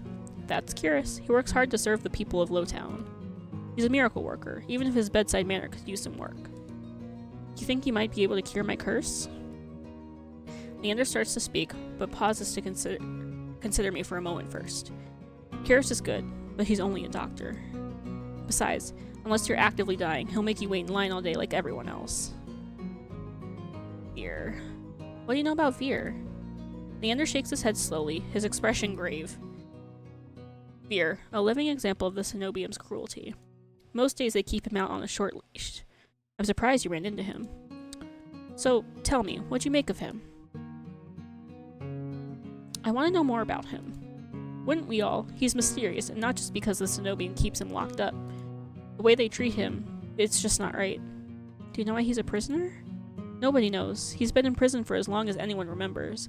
But whatever he did must have been awful considering the punishment. He's charming, but like any monster, he's dangerous. If you ever see him out hunting, you'll know what I mean. Leander swirls his glass, choosing his next words carefully. Don't fall for his looks. He'll rip your throat out for fun. Noted. That about covers it. Aren't you tired of standing? Let's find you somewhere to sit. Leander pushes away from the bar, beckoning me to follow him. He leads me to a small booth hidden in the nook of the bar. A pair of bloodhounds notice him and immediately leap to their feet, offering their seats to us. As I slide into the booth, a web of graffiti scratched into the booth's tabletop catches my eye. The deepest grooves form the outline of the dog from Leander's posters. Dozens of mighty etched names surround the drawing, some fresh, some well-worn. What is all this? It's a tradition. Whenever someone joins the Bloodhounds, they have a drink with us and then they carve in their initials. The barkeeper must love that. After the first year, she finally stopped charging me extra for damages. 2 years and countless drinks later, she added her own name. You're not planning on recruiting me, are you? He quickly shakes his head. Not yet. You need time to think about your own path. Do you know what you're going to try next? The question gives me pause. I take my hands out from under my cloak and rest them on the table. Do you think you can help me? Of course, we can find answers together. Leander starts to reach for me, as though meaning to take my hand before stopping himself. His eyes flicker to mine. I won't fail you. Oh my gosh, I love him. And if you ever need a taste of normalcy, I'll always be here for you. My chest tightens at the memory of touching him. Even now? Leander swallows. The table groans under his elbows as he leans forward. Oh, hello. The booth is so narrow that he completely blocks my view of the bar counter. It's almost as though Leander and I are completely alone. If that's what you want. How did it make you feel? It was warm? Exciting? I don't know how to describe it. Leander rests his right hand on the table. He looks at me, smiling when I place my hand in his. Slowly, he begins unwinding the bandages, stopping every so often to glance at me. As my skin becomes visible, I cast a nervous glance around the bar, but as far as I can see, no one is paying us any attention. Leander squeezes my hand gently. No one will notice. He pulls back, raising his hand to his mouth so he can tug off his glove with his teeth. The muscles in his forearm tighten as he flexes his fingers. Our eyes meet and Leander offers his hand again. There you go. Hand holding on demand. A lump forms in my throat. I'm certain Leander sees in my face the flicker of desperation. Oh gosh. Wait. Wait. Wait. How pacey does this get? His voice lowers to a whisper. Anything you want. Oh. Red option. Touch his face. I blurt out the first request that comes to mind. Can I touch your face? Oh, sure. I lean over the table, hesitating before I reach for his face. When my fingers graze his jaw, Leander laughs softly. That tickles. It's fine. You can just... He takes my wrist, angling my hand so he can press his cheek into my palm. Does red mean romance option? I think red is just an unlocked option? I forget. It tells you in the beginning, but I forget. It's not romance, though. Warmth spreads under my fingertips. A surprised breath escapes me. Gently, I rub my thumb down the ridge of the scar on his cheek, and he shudders, his earring jingling against my knuckles. I downloaded it. I'll have to play when I have time. You'll have to play it when you're dying of sleep and hunger. You're getting awfully bold. I've never touched someone like this before. And even though it makes my head spin, it's already not enough. I want to be even closer. My heart hammers, filling my ears with a pulse that grows unbearably loud until I pull my hand back. Are you alright? I can barely hear his words over my pounding heart, but I manage to nod. Yeah, I'm fine. Sorry, I think I'm just getting a little dizzy. He gives me a gentle smile, eyes crinkling at the edges. You've had a long day. You deserve some rest. Luckily, your room is just upstairs. Want me to walk you back? I shake my head and begin wrapping my hand back up. With each deep breath, my head feels more clear. I'm fine, but thanks for, well, everything. Remember what I told you. If you ever need a break from the chaos of the city, I'll be here for you. When I rise, Leander gives me one last smile. Good night. Good night. I trudge up the stairs, but even as I leave Leander behind, the warmth of his skin still lingers on mine, burning through the bandages. Choose your fate. Save. Put that there. Return. Leander offers you something that should be impossible. A taste of normalcy. Yeah, okay. There we go. I did it! I finished the game. Or the demo. I finished the demo. That's it. That's it. Exactly, well, not exactly. Roughly 3 hours. A visual novel. Oh, the splat. Okay. No more. I did my demo. I am done for the night. It is Tia bedtime. Is it sleepy time? It's more just like I'm gonna I'll be up, but I'm just going to be in bed. I have no one that's streaming today currently. We probably won't raid out because it is 2:30. So, thank you everyone for hanging out with me. I explored that visual novel. I enjoyed it. Art was really good, and I'm excited for the full game. Whenever that comes out to do more things. Kim, thank you again so much for the raid. I appreciate it. Thank you for streaming. Thanks for hanging out. Schedule will be out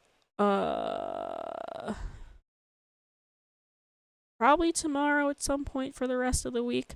We will get back to Persona 3 Monday, and then maybe Wednesday. I don't know. I'm still trying to figure out what game to play alongside Persona 3, and I'm trying not to pick a big one, so I don't know. We'll see. We'll see how the vibes are. So yeah, I think that's it. Sure. Thanks for streaming, pretties. Yeah, of course. I hope everyone has a good rest of your time zone, and I'll see y'all next time. Goodbye.